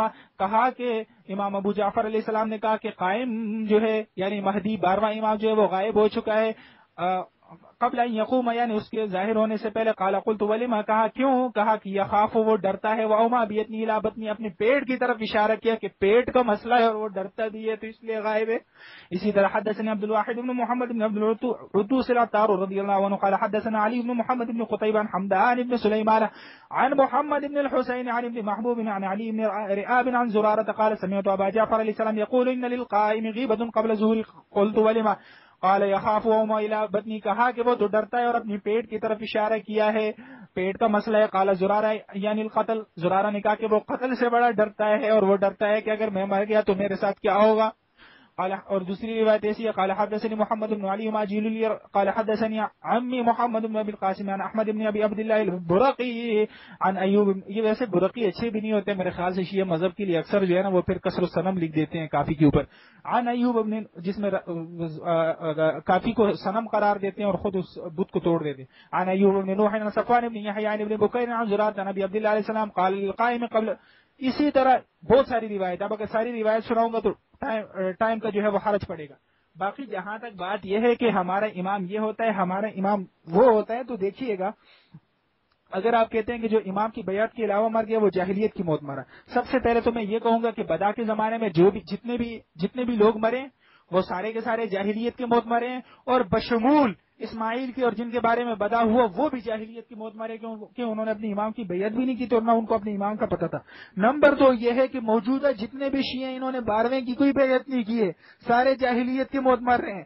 چاہے وہ ناصر عباس ہو اور چاہے وہ جو ہے وہ عارف اللہ حسینی ہو سارے کے سارے جو ہے وہ جاہلیت کی موت مر رہے ہیں. کسی امام کا جو ہے وہ کسی امام کی طرف جو ہے کسی امام کی انہوں نے بیعت نہیں کی ہے. اور خمینی صاحب بھی اسی آس میں مر گئے امام تو نکلے نہیں. اور نعمت اللہ الجزائری صاحب تو خود کہتے ہیں کہ ہے کاش امام نکل آون میرے زمانے میں تمہیں کراں بیت ان دیہتیچ. وہ تو خود جو ہے وہ انوار نعمانیہ کے اندر وہ کر رہے ہیں لیکن امام نکل نہیں رہے اور وہ کہہ رہے ہیں کہ امام نکلا بھی اچھا ہے کہ نہ نکلے ورنہ حضرت حسین کی طرح اس کو بھی قتل کر کے ادھر ادھر کر دیں گے.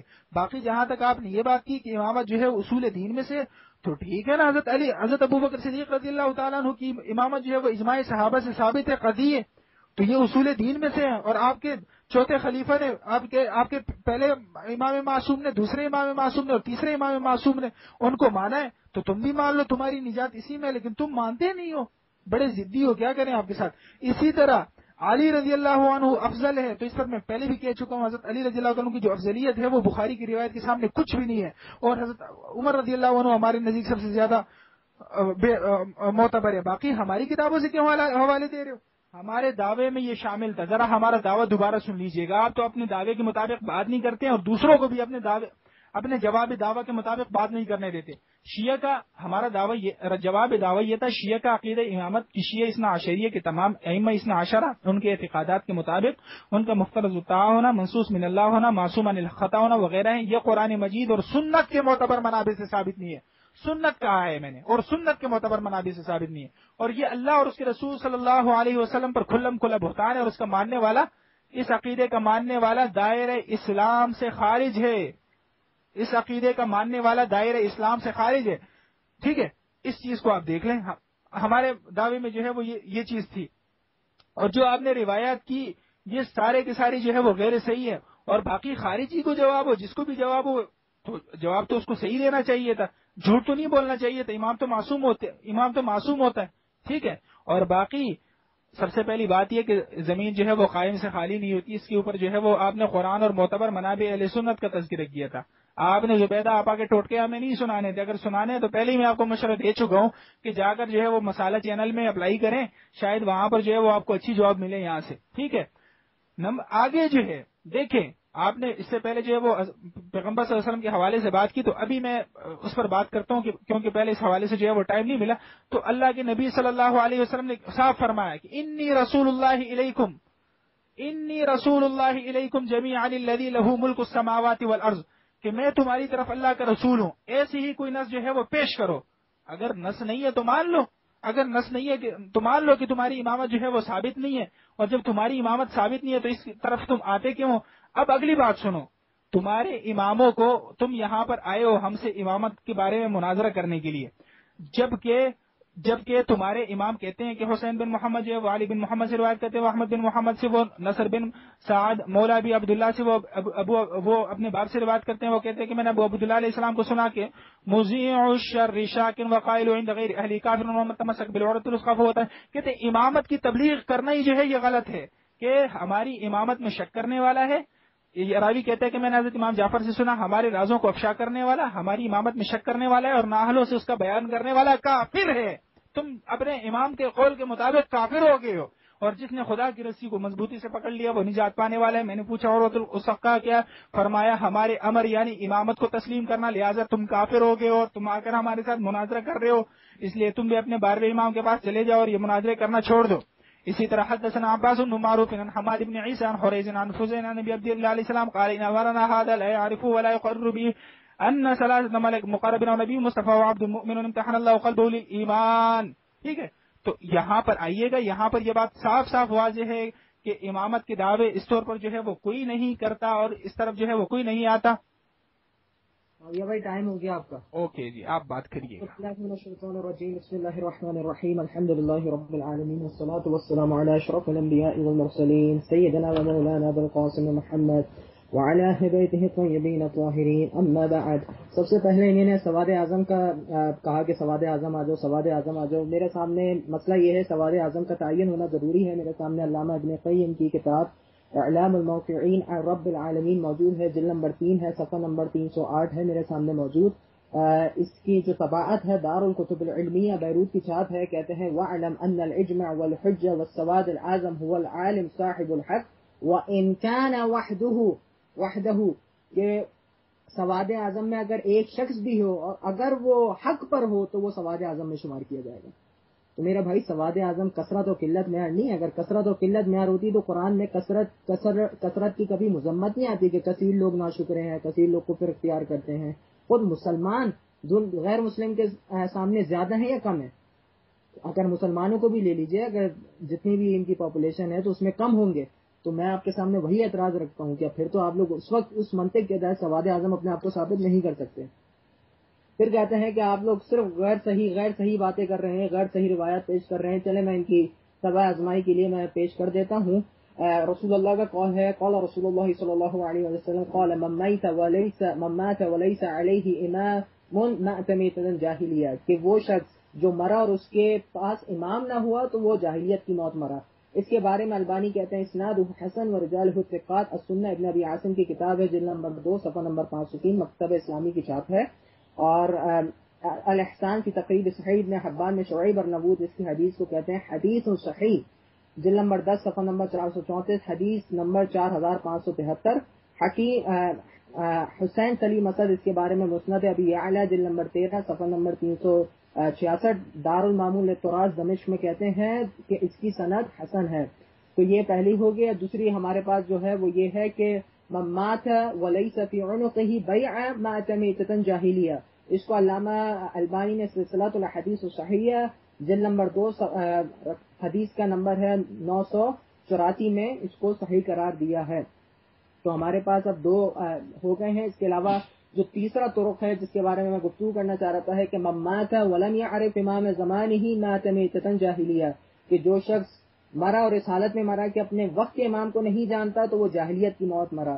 شرح العقائد النسفیہ جلد نمبر 1 صفحہ نمبر 87، علامہ سعد الدین تفتزانی کی کتاب ہے، شرح فقہ اکبر صفحہ نمبر 96، طبع مجتبی منصب امامت صفحہ نمبر 108، طبع لاہور پاکستان، طبقات الحنفیہ جلد نمبر 1 صفحہ نمبر 510، احسن القواعد فی تخریج احادیث شرح العقائد صفحہ نمبر 13، طبع قدیم مولوی وحید الزمان کی کتاب ہے۔ فتوی نظیریہ میں علامہ نذیر احمد دہلوی، علامہ دہلوی صاحب کہتے ہیں کہ شیخ عبدالعزیز دہلوی اس حدیث کو کہتے تھے کہ روایت صحیح الاسناد ہے، یعنی یہ صحیح سند سے منقول ہے۔ فتاوی نظیریہ جلد نمبر 1 صفحہ نمبر 39، اہل حدیث اکیڈمی لاہور کی چھاپ ہے۔ اس کے بعد انہوں نے ہر مطلب وہ فاجر والی جو میں پہلے بھی آپ کو تصریح کر چکا تھا، تو میں اب وہ اصل الفاظ وہ میں پڑھ دیتا ہوں تاکہ آپ کو آسانی ہو جائے۔ جی تو یہ میرے سامنے شعب الایمان ہے، جلد نمبر 10 ہے، صفحہ نمبر 5، حدیث نمبر 7102 ہے۔ سنن الکبریٰ بہقی کی جلد نمبر 8 صفحہ نمبر 319، حدیث نمبر 16764 ہے۔ اس میں اگر آپ وہ الفاظ دیکھیں تو اس میں واضح طور پہ یہ الفاظ موجود ہیں کہ ایک ان حروریت علی عہد علی قال لا حکم الا اللہ، کہ ایک حروری کون ہے؟ جو خوارج کا ایک فرقہ ہے، وہ امام علی کے پاس آیا اور کہنے لگا کہ اللہ کے علاوہ کسی کی حکومت نہیں، لا حکم الا اللہ، فقال علی انه كذلك ولكنهم يقول لا امرأة ولا بد للناس من امیر بر او فاجر يعمل في امرته المؤمن۔ تو یہ ہو گیا ہمارے ساتھ، یہ میں نے آپ کو حوالہ دے دیا، یہ انصاف الاشراف بلازری کی کتاب ہے، اس میں یہ آپ حوالہ دیکھ سکتے ہیں۔ باقی امامت کا جہاں تک انہوں نے آپ نے یہ بات کی کہ مثال کے طور پہ فلاں بند وہ امام ڈر کے چلے گئے، وہ فلاں یہ ہو گیا فلاں یہ ہو گیا، تو میرے سامنے سورہ شعراء ہے، سورہ شعراء کی آیت نمبر 12 ہے میرے سامنے۔ اس میں موسیٰ کہتے ہیں بسم اللہ الرحمن الرحیم قال رب انی اخاف ان یکذبون، کہ اے بار الہ، موسیٰ کہتے ہیں کہ میرے پروردگار مجھے تو خوف ہے کہ کہیں وہ مجھے جھٹلا نہ دیں۔ تو امام زمانہ کا ابھی خروج نہ کرنا صرف اس مقصد کے تحت ہے کہ اگر وہ خروج کریں گے تو دیگر اشخاص جو پورے اشخاص کی ابھی پوری تعین نہیں ہوا ہے کہیں ان کی تکذیب نہ کر دیں۔ تو تکذیب ایک مسئلہ ہے، جان کا خوف ہونا اس وجہ سے ہوتا ہے کہ حجت اللہ کہیں دنیا سے نہ اٹھ جائے۔ تو میرے بھائی اگر صرف خوف ہونا اگر دلیلت بطلان مذہب ہے تو سب سے پہلے تو پھر موسیٰ کے بارے میں آپ کیا کہیں گے کہ اس کی وجہ سے پورے عیسائی بھی، پوری یہودی بھی اور سارے مسلمان بھی پھر ان کو ہاتھ دھونا پڑے گا اس چیز سے۔ تو یہاں پر ہمارے سامنے یہ ساری چیزیں ہو گئی ہیں، سواد اعظم کا جواب دے دیا ہے، بر و فاجر والا جواب دے دیا ہے، آپ کو امامت والی کی میں نے آپ کو دیگر طرق اور اس کی سند کی تصحیح دکھا دی ہے، سند بھی پڑھ دی ہے۔ آپ کو سند کا سب سے زیادہ مسئلہ ہوتا ہے، سند بھی پڑھ دی ہے اور آپ کہتے ہیں کہ جتنی باتیں میں نقل کر رہا ہوں غیر صحیح کر رہا ہوں۔ سننے والے سن رہے ہیں کہ کون سب سے زیادہ تصحیح نقل کر رہا ہے۔ باقی جہاں تک ابو بکر والی بات ہے تو میرے بھائی آپ کی کتابیں آپ پر حجت ہیں، مجھ پر حجت نہیں۔ اگر اسی اصول کو مان لیتا ہے کہ جتنی آپ نے چیزیں نقل کی ہیں میں متواتر روایات لا سکتا ہوں الکافی سی و دیگر اور کتب سے جو کافی چیزوں کا جواب دے دیں گے۔ اب اگر میں وہی اصول آپ کے اصول کے تحت چلوں تو پھر تو مناظر کا کوئی فائدہ ہی نہیں ہوا۔ آپ اپنی صحیح بخاری کو پکڑ کے بیٹھ جائیں، میں الکافی کو پکڑ کے بیٹھ جاتا ہوں۔ اس طریقے سے کسی مناظرے میں کوئی ایک درمیانی و تطبیقی راہ نہیں نکلے گی۔ اس کے علاوہ تقیہ پہ انہوں نے بہت زیادہ اعتراض کیا ہے کہ تقیہ میں یہ تقیہ میں وہ۔ تو میرا بھائی سب سے پہلے اگر آپ کو عمار ابن یاسر کا تقیہ معلوم ہو جائے تو تفسیر تبری جلد نمبر 14 صفحہ نمبر 122، تفسیر کبیر جلد نمبر 20 صفحہ نمبر 121، سنن ترمذی اور دیگر اور مسند احمد و دیگر کتب میں یہ تقیہ موجود ہے۔ اس تقیہ میں واضح طور پہ رسول اللہ نے اجازت دی تھی کہ اپنے منہ سے کفر کے کلمات نکال لو اگر وہ واپس تمہیں ایذا پہنچانے کی کوشش کریں۔ تو میرے بھائی اسلام جذباتیت کا دین نہیں ہے، اسلام عقل کا دین ہے۔ اسلام چاہتا ہے کہ زیادہ سے زیادہ لوگوں کی حفاظت کی جائے اور فقط اس وقت جان دی جائے جب جس سے اسلام کا نقصان ہو رہا ہو۔ اگر آپ نے جان نہیں دی اور اسلام کا نقصان ہوا تو اس وقت جان دینا ضروری ہے۔ اور اگر ہر خاص و عام بس روڈ پہ آپ چل رہے ہیں، آپ کہہ رہے ہیں کہ آؤ مجھے مار دو، مسلم ہوں کسی کافر کے علاقے میں جا کے، تو اس کو حماقت کہیں گے، اس کو اسلام نہیں کہیں گے۔ باقی جہاں تک ہمارا ابھی تک کافی دلائل کا حدیث طویل کا ہم نے کہا اس کا ابھی تک جواب نہیں آیا، کافی روایات نقل کی اس کا جواب نہیں آیا، جو ہم ان کے اعتراضات کا جواب دے رہے ہیں وہ ابھی تک ہمارے پاس جواب نہیں آیا۔ اب میں آپ کو کچھ دلائل عقلی دیتا ہوں امامت کے منسوخ ہونے پر۔ سب سے پہلے وہ دلیل ہے جو علامہ ملا علی قاری نے شرح فقہ اکبر صفحہ نمبر 175 عربی کتاب ہے، کراچی کی چھاپ ہے، اور یہ جتنے بھی سامعین میری باتوں کو سن رہے ہیں وہ اس بات کو اپنے ذہن نشین کر لیں کہ خدا گواہ ہے کہ جو میں حوالے نقل کر رہا ہوں وہ اصل مصادر سے کر رہا ہوں۔ ان میں سے میں ابھی حوالہ نقل کر رہا ہوں میں نے خود حوالے دیکھے ہیں، میں ادھر ادھر کی نہیں مار رہا کہ یہ ہے وہ ہے۔ اگر سب کو چاہیے ہو تو میں ایک ایک حوالہ دینے کے لیے تیار ہوں، ٹھیک ہے؟ اسکین لے لیجیے گا یا خود جو آپ کی آن لائن لنک کی کتابیں ہیں وہ مجھ سے لے لیجیے گا، ٹھیک ہے؟ اس میں وہ کہتے ہیں کہ خلافت کا معاملہ اور نسب امام کا معاملہ اتنا اہم تھا کہ صحابہ نے دفن رسول سے زیادہ اس کو نسب کرنا اور امام کو نسب کرنا ضروری سمجھا۔ اب میں آپ سے سوال کرتا ہوں کہ جب یہ اتنا اہم معاملہ تھا کہ جنازہ رسول ایک طرف صحابہ سارے سقیفہ میں جمع ہو گئے، یہ میرا قول نہیں ہے، یہ ملا علی قاری کا قول ہے، تو میں یہ کہتا ہوں کہ پھر آپ کی بات پھر یہ امامت کو منسوخ رسول اللہ کیوں نہیں کر کے گئے؟ اور ابن عمر کی وہ دلیل جو صحیح مسلم جلد نمبر 3 صفحہ نمبر 1455 روایت نمبر 1823 میں موجود ہے کہ اے بابا جان، لوگ یہ کہہ رہے ہیں آپ خلیفہ چھوڑ کر نہیں جا رہے، اگر واقعی یہ صحیح ہے تو اگر ایک شخص ہو اور وہ اونٹوں کا چرواہا ہو یا جو دمبوں کے ایک جھنڈ کا چرواہا ہو اور وہ آپ کے پاس آئے اور وہ سارے جھنڈ کو چھوڑ کر چلا جائے تو آپ یہی کہیں گے کتنا لاابالی تھا کہ اپنی بھری رعایت و ملکیت کو یوں ہی چھوڑ گیا. تو یہی دلیل کے تحت لوگوں کی رعایت اور امور ان بھیڑ اور اونٹوں کے جھنڈ سے زیادہ قیمتی ہیں. بس عمر نے اپنے عمر کی اس بات کو سن کے موافقت کی، لیکن بعد میں کہنے لگے کیونکہ رسول اللہ کسی کو خلیفہ چھوڑ کے نہیں گئے تھے اس لیے میں کسی کو خلیفہ نامزد کر کے نہیں جا رہا.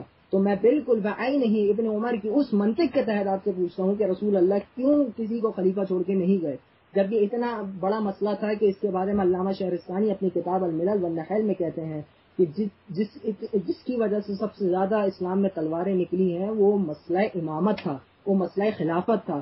میں کہتا ہوں کہ شہرستانی بھی یہ بات کہتے ہیں، ابن عمر بھی یہ بات کہتے ہیں، آپ کے علماء بھی یہ بات کہتے ہیں، خود آپ کے علماء قرطبی اور دیگر علماء نے اس کی تصریح کی ہے کہ نص کے ذریعے سے امام ثابت ہو جاتا ہے، لیکن آپ لوگ اس کو نہیں مانتے. ان پر بھی کفر کا فتویٰ لگائیں، ان پر بھی ہر وہ فتنہ تکفیر کریں جو آپ اب ہم پر کر رہے ہیں. مسئلہ یہ ہے کہ اب آپ کے پاس چونکہ دلائل نہیں بچے ہیں اس لیے آپ ادھر ادھر کی بات کر رہے ہیں. اور اس کے علاوہ آخری بات جو آپ نے کی تھی کہ امام کے لیے ضروری تھا کہ سارے لوگ جاہلیت کی موت مرے. میرے بھائی اپنے وقت کی امام کی بیعت کرنا ضروری ہے، اور بیعت ہاتھ میں ہاتھ رکھ کر کرنا ضروری نہیں ہوتی، بلکہ امام دلی اعتقاد ہونا چاہیے بیعت کرنے کے لیے. اگر وہ اس امام کی امامت سے پہلے ہی انتقال کر گئے تو ان پر ان کی امام کی امامت واجب ہی نہیں تھی. اس طریقے سے صرف بنی اسرائیل کے لیے موسیٰ کی رسالت تک ایمان رکھنا ضروری تھا، محمد کی رسالت کا اعتقاد رکھنا ان کے بعد والے لوگوں کے لیے ضروری تھا جو رسول اللہ کے بعد آ رہے ہیں. تو میں یہی بات آپ کے سامنے کہتا ہوں، اگر کوئی جناب ابو بکر کے زمانے میں مرا اور وہ عمر کی خلافت کا معتقد نہیں تھا تو کیا وہ جاہلیت کی موت مرا؟ جو جواب آپ دیں گے وہی جواب ہمارا ہوگا. یہاں سے ہو گیا تھا. اچھا، اس کے علاوہ اور دیگر چیزیں بھی ہیں جس کو میں ابھی یہاں پہ کہنا چاہ رہا تھا. اہل سنت کے نزدیک معیار خلافت کیا ہے؟ اب میں اس کی طرف آتا ہوں. اہل سنت کے نزدیک معیار خلافت احکام سلطانیہ ہے. آ جائیں. ایک منٹ رکیے گا، پہلے اس سے پہلے تقریر شروع کریں. یہ آپ کی آخری تقریر ہے، تو ساتھ ہو گئی ہے میری ساتھ ہی آپ کی آخری تقریر ہے. اس کے بعد میں سارے دلائل کو جمع کروں گا. اور اس کے بعد ساتھ ساتھ ابھی ٹائم نہیں شروع ہوا، بات سن لیجئے گا. ہاں بات شروع ہوگا، بالکل ٹائم ابھی شروع نہیں ہوا، ابھی آپ کا 1:26 پہ شروع ہو رہا ہے. ایک منٹ مجھے پہلے ایک بات کرنے دیں، پھر اس کے بعد ٹائم شروع ہوگا. دیکھیے گا اس کے بعد آپ انہی باتوں پر صرف تبصرہ کر سکیں گے جو میں ابھی کروں گا، ٹھیک ہے؟ ہاں اس پر ہی کروں گا. اس کے علاوہ ایک ادھر ادھر چلے گئے تو پھر میں دوبارہ، اور اگر ایک بھی دلیل دی تو پھر میں پورا حق رکھتا ہوں کہ میں یہاں پہ ٹائم لوں.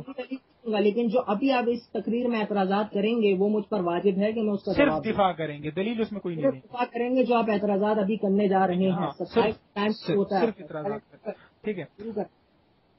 الحمد لله الذي صدق وعده ونصر عبده وهزم الأحزاب وحده، والصلاة والسلام على من لا نبي بعده وعلى آله وصحبه الذين معه وشداء على الكفار رحماء بينهم أجمعين، ولعنة الله على أعدائهم الرافدين المرتدين المعتدين الكافرين المتجاوزين من الدين إلى يوم الدين ومن الأولين والآخرين لعنة وافرة إلى يوم الدين. بسم اللہ الرحمن الرحیم.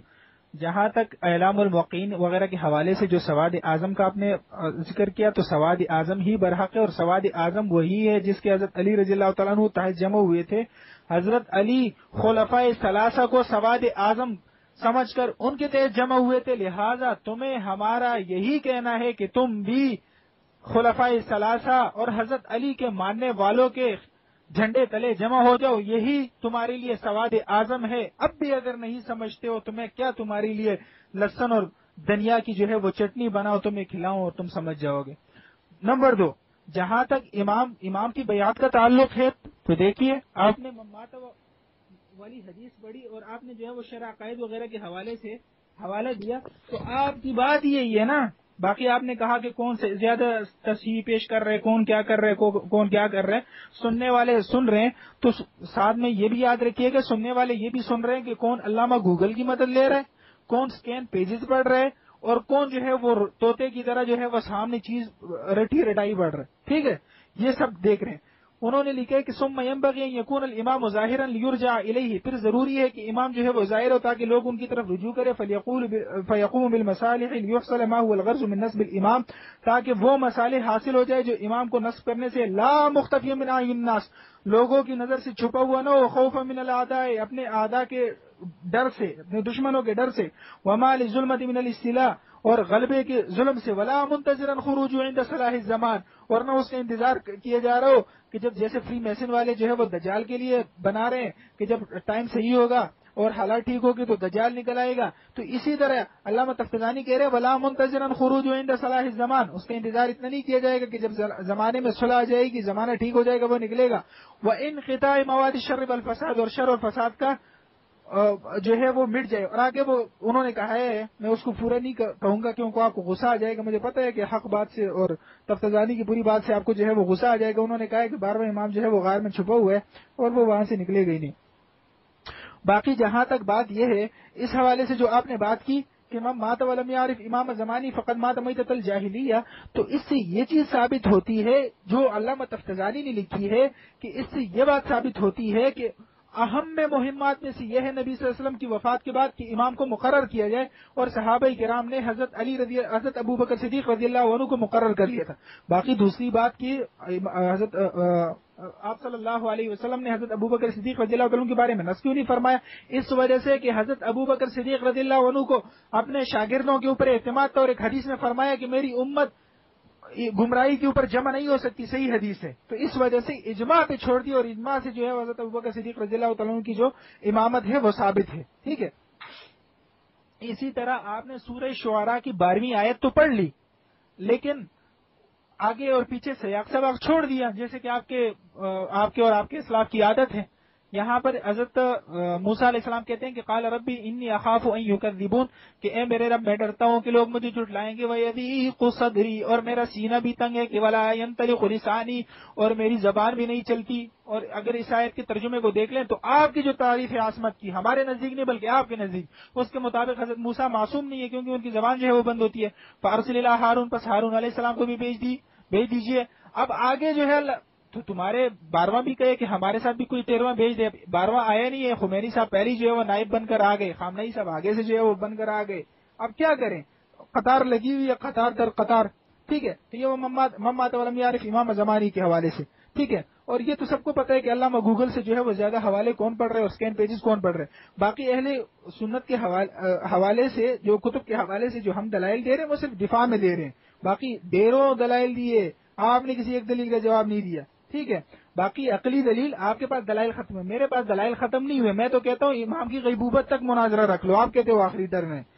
باقی صحابہ جو تھے وہ امامت کے لیے جمع ہو گئے تھے بقول آپ کے نبی صلی اللہ علیہ وسلم کے، اور ایسے ہی ہوا تھا کہ نبی صلی اللہ علیہ وسلم ثقیفہ بنو سعادہ میں جو ہے انہوں نے بیعت کر لی تھی، کیونکہ امت گمراہی پر جمع نہیں ہوتی۔ رسول اللہ صلی اللہ علیہ وسلم نے خلیفہ کے لیے نس نہیں چھوڑی، کیونکہ امت پر اعتماد تھا کہ امام کی امامت، ٹھیک ہے۔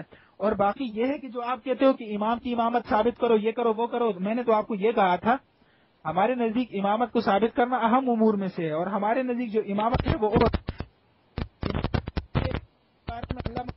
کہتے ہیں کہ کے لیے ایک امام ہونا ضروری ہے، اور امام کا کام یہ ہے کہ یقوم بتنفیذ احکامهم واقامت حدودهم وسد ثغورهم وتجهيز جيوشهم واخذ صدقاتهم وقهر المتغلبة والمتلصصة وقطاع الطريق، کہتے چور ڈاکو اور یہ لوگوں کے نظم و نسق کو چلانا یہ امام کا کام ہوتا ہے۔ امام کا کام یہ نہیں ہوتا، بلکہ تمہارے امام نے تو کہا ہے کہ جو امامت کو آگے پہنچائے گا وہ کافر ہے، اپنے امام کے قول کے مطابق تو تم کافر ہو گئے، ٹھیک ہے۔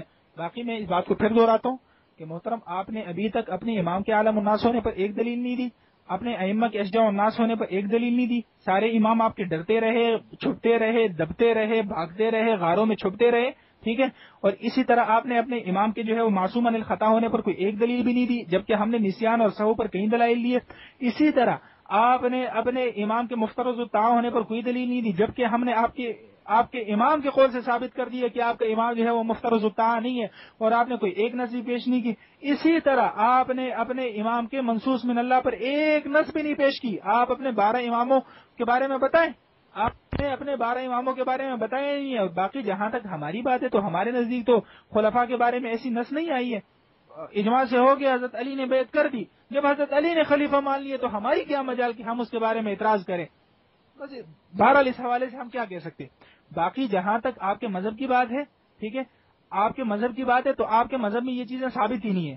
اور اس حوالے سے میں پہلے بھی کہہ چکا ہوں کہ قرآن مجید میں صاف ہے کہ قل یا ایھا الناس انی رسول اللہ الیکم جمیعا الذی لہ ملک السماوات والارض. پہلے سے آپ کو اس پر جو ہے کرنی چاہیے لیکن اس حوالے سے نہیں آ رہے. دوسری بات یہ کہ امامت تو سر ہے اور ہر بندہ اس کو سمجھ نہیں سکتا. تو آپ کو امامت کے بارے میں کیسے پتہ چل گیا جبکہ آپ کی روایت میں آتا ہے کہ امامت کے بارے میں جو لوگوں کو بتائے گا وہ شر کا کام کرے گا، فساد کا کام کرے گا. آپ یہ فساد کا کام کیوں کرنے آئے ہیں؟ آپ کافر ہونا چاہتے ہیں. یعنی پورے مناظرے کا یہ خلاصہ نکلا کہ آپ کو ایک نص بھی پیش نہ کر سکے اور آپ کے بارے میں امام کیوں نہیں نکل رہے ہیں؟ کس چیز کا انتظار کر رہے ہیں؟ کیا ان کو اپنے نائب کا ڈر ہے کہ وہ نکلیں گے تو پاسداران انقلاب کے چیف یا آپ کے علی خامنائی صاحب یا کوئی اور جو ہے وہ یہ جو حزب اللہ ہے حسن نصر اللہ صاحب کی، کیا یہ ان کو قتل کر دیں گے؟ ان سے وہ ڈرتے ہیں یا کیا مسئلہ ہے ان کو؟ اور وہ نکلیں گے بھی کیسے؟ نعمت اللہ الجزائری نے صاف کہہ دیا کہ امام اگر نکلے گا بھی تو لوگ اس کے ساتھ وہی حشر کریں گے جو حضرت حسین کے ساتھ کیا تھا. امام اگر نکلیں گے تو لوگ ان کے ساتھ وہی حشر کریں گے جو حضرت حسین کے ساتھ کیا تھا. لہذا تمہارے امام کے ساتھ وہی حشر ہوگا، اسی لیے تو تمہارے امام جو ہے وہ وہاں سے نکل نہیں رہے. اور اگر تمہارے امام وہاں سے نکل گئے تو تمہارے لوگوں نے ان کے ساتھ وہی کچھ کرنا ہے. اور وہ بندہ امام بھی کیسے ہو سکتا ہے کہ جس کے بارے میں کافی کی روایت ہے کہ حسین بن محمد جو ہے وہ معلّہ بن محمد سے روایت کرتا ہے اور وہ جو ہے وہ وشا سے روایت کرتا ہے، وہ علی بن حسن سے روایت کرتا ہے، وہ صفوان بن جمال سے روایت کرتا ہے کہ وہ کہتے ہیں کہ میں نے ابو عبداللہ عین سے سنا عن صاحب هذا الامر، اس امامت والے کے بارے میں، فقال ان صاحب هذا الامر لا يلهو لا يلعب، کہا کہ اس امامت والا جو ہے وہ لہو لعب نہیں کرتا. واقبل ابو الحسن موسیٰ وہ صغیر، کہتے ہیں ابو الحسن موسیٰ کاظم کی طرف متوجہ وہ چھوٹے تھے، وہ ہوا عناق مکین وہ یقول لا اسجدی، کہتے ہیں ان کے پاس ایک بکری تھی ٹھیک ہے، اب ان کے پاس ایک بکری کا بچہ لیے ہوئے آ گئے اور اس سے کہنے لگے کہ اپنے رب کو سجدہ کر. اور تمہارے امام بکریوں کو سجدے کراتے رہے اور لوگوں کو جو امامت کے بارے میں بتائے تو اس کے بارے میں کہتے رہے کہ وہ کافر ہیں. لیکن تم جو ہے وہ پتہ نہیں کون سی مائی کے لال ہو کہ یہاں پر جو ہے آ کر ہمیں امامت کی دعوت دے رہے ہو اور اپنی حدیث کے مطابق جو ہے وہ تم کافر ہو رہے ہو. حالانکہ تمہارے امام جو ہے تمہارے اماموں کو تو تب پتہ چلتا ہے اصول کافی کے مطابق جب ان کی وفات کا ٹائم آتا ہے. اور تمہاری اماموں کی تو شان ہی یہ ہے کہ وہ بکری کے بچوں کو اللہ کے سامنے سجدے کرواتے ہیں، لیکن جب ان سے زیدی پوچھتے ہیں تو ڈر کے مارے ان کو بتاتے ہی نہیں ہیں، تو ڈر کے بارے جو ہے وہ ان کو بتاتے ہی نہیں اور چھپے رہتے ہیں. بہرحال اس حوالے سے ہم آپ کو کیا کہہ سکتے ہیں؟ یہ آپ کے اماموں کا ہی اعجاز ہے اور آپ کے اماموں کے اعجاز کے بارے میں ہم اس سے زیادہ اور کیا کہہ سکتے ہیں؟ اگر عزیز ٹائم پورا ہو گیا بات سنیں. آپ آئیے گا، مزید ایک دلیل بھی تھی تو میں پھر دلائل دینے کا حق رکھتا ہوں اور پھر بھاگنا نہیں ہے. مجھے اب بات کرنے ایک بات سنیے گا تاکید کے ساتھ. نہیں مناظرے سے ہٹ کے اب اگر آپ نے ایک مزید دلیل دی نا تو پھر بھاگنا نہیں ہے، پھر سن کے جانا. آپ نے جتنے اعتراضات کیے کہ اجماع سے ثابت ہے یہ ہے، اس پر مجھے پورا حق بنتا ہے کہ میں اس پر ابھی نقد کروں. صرف ڈیفینس، اونلی ڈیفینس.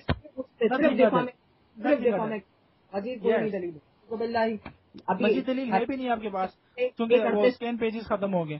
نہیں، ایک عرصے سے شروع ہوئی. اعوذ باللہ من الشیطان الرجیم، بسم اللہ الرحمن الرحیم، الحمد للہ رب العالمین والصلاة والسلام علی اشرف الانبیاء والمرسلین سیدنا و مولانا بالقاسم محمد وعلى اہل بیتہ الطیبین الطاہرین المعصومین المظلومین الغر المیامین واللعنة الدائمة الباقیة على اعدائهم اجمعین من الآن الى قیام یوم الدین. نصر من اللہ وفتح قریب. سب سے پہلے آپ نے دعویٰ یہ کیا اور یہ میرے سامنے بھی لکھا ہوا بھی ہے کہ سواد اعظم اس لیے مانتے تھے کہ مولا علی کہتے تھے کہ تم خلفائے ثلاثہ کی طرف آ جاؤ. ٹھیک ہے، خلفائے ثلاثہ والی جو آپ نے بات کی اس کی کوئی ابھی تک دلیل نہیں دی، اس لیے میں اس کا جواب نہیں دے رہا، ورنہ آپ کو دلیل دینی چاہیے تھی اس حوالے سے. اب آپ نے ابن تیمیہ کے اپنا ایک قول کو نقل کرنے جا رہا ہوں جو بہت مہم قول ہے اور ہماری اس بحث میں بہت مددگار ثابت کرے گا. آپ بار بار اجماع کا دعویٰ کیے جا رہے ہیں، اجماع کا دعویٰ کیے جا رہے ہیں. اگر اجماع کا دعویٰ اتنا ہی مہم تھا، اتنا ہی اس کو قابل قبول بنایا جا سکتا تھا تو میری بات سنیں. صحیح بخاری میرے سامنے موجود ہے، کتاب الحدود ہے، جلد نمبر 8 ہے، صفحہ نمبر 168 ہے، حدیث نمبر 6830 ہے. ٹھیک ہے نا. اس کے بارے میں عمر کہتے ہیں انما كانت بیعت ابی بکر فلتا وتمتت وانها قد كانت كذلك ولكن الله وقع شرها وليس منكم من تقطع الاعناق اليه مثل ابی بکر، کہ ابو بکر کی جو بیعت ہوئی تھی وہ تو ایک اچانک سلسلہ چلا ہو گیا تھا، ایک اچانک چیز ہو گئی تھی، اور اللہ تعالیٰ نے اس کے برے اثرات سے مسلمانوں کو محفوظ رکھا، اور تم میں سے یہ کسی کو اختیار نہیں کہ اس طریقے سے بیعت کرو جس طریقے سے ابو بکر کی پہلے بیعت کی گئی۔ اب میرا سوال، اچھا ایک مزید دلیل دے دیے، نوٹ کر لیں۔ نہیں کوئی مزید دلیل نہیں دی، صرف اسی کے تحت دیکھ لیجیے اب بھاگنا نہیں ہے، اب اس کے بعد بھاگنا نہیں ہے پھر۔ آپ بیچ میں نہیں بولیں آپ خاموش ہو جائیں، ٹھیک ہے نا، بات پوری کرنے دیں، ٹھیک ہے نا۔ اب ہمارے دوسری دلیل جو ہے، جو ابھی ابو بکر کے اجماع کے حوالے سے جو دلیل دی جا رہی ہے، منہاج السنہ ہے میرے سامنے، جلد نمبر 8 ہے، صفحہ نمبر 270 ہے۔ اس پہ کہتے ہیں، یہاں پر وہ تواتر کا دعویٰ کرتے ہیں، کہتے ہیں وقد علم بالتواتر انه لم يتخلف عن بیعته الا سعد بن عبیدہ، کہ ابو بکر کی بیعت کی کسی نے بھی مخالفت نہیں کی مگر کس نے کی؟ سعد بن عبیدہ۔ یہ تواتر سے ثابت ہے، یہ ابن تیمیہ کہہ رہی ہے، میرا قول نہیں ہے۔ اب آپ کہیں کہ تم تو حدیث احد دے جا رہے ہو، فلانے دے جا رہے ہو، میں تو تواتر کا آپ کو قول دکھا دیا، ٹھیک ہے۔ تو تواتر سے ثابت ہو گیا سعد ابن عبادہ نے بیعت نہیں کی، عمر نے ان کے بیعت کو فلسا کہا، یعنی اچانک ہونے والی چیز کو کہا، ٹھیک ہے نا۔ اب یہاں پر ہمارے لیے مہم چیز ہے کہ جو آپ اجماع کا دعویٰ کر رہے تھے، فقط میں نے اس کی نقیص پیش کی، کوئی نئی دلیل میں نے آپ کے سامنے پیش نہیں کی۔ اب آپ یہ کہہ رہے ہیں کہ یہ ایک امامت ایک سر تھا، اس کو ظاہر نہیں کرنا چاہیے تھا۔ میرے بھائی، ہر چیز کے احکام اپنے وقت کے مطابق منطبق ہوتے ہیں۔ اگر حج تمتع کی بات آئی، عمرہ تمتع کی بات آئی، یہ تلبیہ کی بات آئی، یہ تمام وہ چیزیں ہیں جو حج سے مربوط ہیں، جو عمرہ سے مربوط ہیں۔ اب اگر کوئی کہے کہ تم نے یہ نہیں کیا تو یہ ہو جائے گا، بھائی وہ اس وقت کے مطابق ہوں گی، وہ اس زمانے کے تحت ہوں گی۔ جب اس زمانے کے تحت ہوں گی، جب اس وقت کے تحت ہوں گی، اس زمانے میں تقیہ بہت زیادہ شدید تھا، اور بنو عباس و بنو امیہ، اور خود آپ کی کتاب سیر اعلام النبلہ میں موجود ہے کہ بنو امیہ ہر اس شخص کو قتل کر دیا کرتے تھے جس کا نام علی ہوتا تھا۔ تو ایک راوی جو تھا اس کا نام علیہ ابن رباح رکھا گیا، علیہ یعنی علی نہیں، علیہ رکھا گیا، ٹھیک ہے۔ تو میرا بھائی، اس وقت بھی وہ جس طریقے سے اس وقت اتنا شدید تقیہ تھا، اور میں نے اس وقت عمار ابن یاسر کی صرف اس وقت پہلے بھی دی تھی، کوئی نئی دلیل نہیں دے رہا، پہلے بھی دی تھی، اس کا جواب اب تک مجھے نہیں ملا کہ جناب عمار ابن یاسر کے حوالے سے جو تقیہ تھا اس کا مجھے جواب نہیں ملا۔ اس کے علاوہ آپ نے جتنی بھی مجھ سے تصحیح و تضعیف کی بات کی تھی، تصحیح و تضعیف کی جتنی بات کی تھی، میں نے ایک روایت بھی ایسی پیش نہیں کی، نہ میں نے کوئی ایک ایسی آپ کو قول پیش کیا جس کے بارے میں اب تک دلیل نہ ہو۔ آپ نے ہر بار آیت ولایت کی تصحیح مانگی، وہ میں نے دی، حدیث ثقلین کی تصحیح مانگی، وہ میں نے دی، ماتا والی آپ نے کہا کہ تم ساری غیر صحیح چیزیں پڑھ رہے ہو، وہ میں نے ساری آپ کو تصحیح نقل کی، شاید 3 مختلف الفاظ نقل کیے، تینوں کی میں نے تصحیح آپ کو علماء سے دکھائی۔ باقی جہاں تک علامہ سعد الدین تفتزانی کی آپ نے بات نقل کی ہے، دیکھیں وہ شارع ہیں، ان کی بات آپ پر حجت ہو سکتی ہے، میرے لیے فقط ان کی تصحیح، میرے لیے فقط ان کا قول نقل کرنا، اس روایت کو منقول کرنا میرے لیے ضروری تھا۔ اب جو اس سے مراد لے رہے ہیں وہ میرے لیے حجت نہیں ہے، میرے لیے رسول اللہ کا قول حجت ہوگا، میرے لیے ائمہ کا قول حجت ہوگا۔ اب اگر جو اس سے جو تفسیر مراد آپ کے علماء اہل سنت لے رہے ہیں وہ ہرگز مجھ پر حجت نہیں ہو سکتا، ٹھیک ہے۔ میں نے ابن قیم کے آپ کو میں نے ایک بات نقل کی تھی کہ سواد اعظم سے ہرگز مراد نہیں ہوتی کہ سب سے بڑا گروہ، سواد اعظم سے وہ ایک واحد شخص بھی مراد ہو سکتا ہے جو حق پر ہو، ٹھیک ہے۔ یہ میں نے آپ کو بات اس وقت پیش کی تھی، سواد اعظم کے حوالے سے ہو گئی، اور باقی آپ نے دیگر اور اقوال پیش کیے یہاں پر جو ابھی ہمارے ٹاپک سے بالکل مربوط نہیں تھے، اور آپ زبیدہ آپا کے ٹوٹ کے اور فلانا دیکھیں برادر، یہ مناظرے کی یہ گفتگو کے طریقہ نہیں ہوتا۔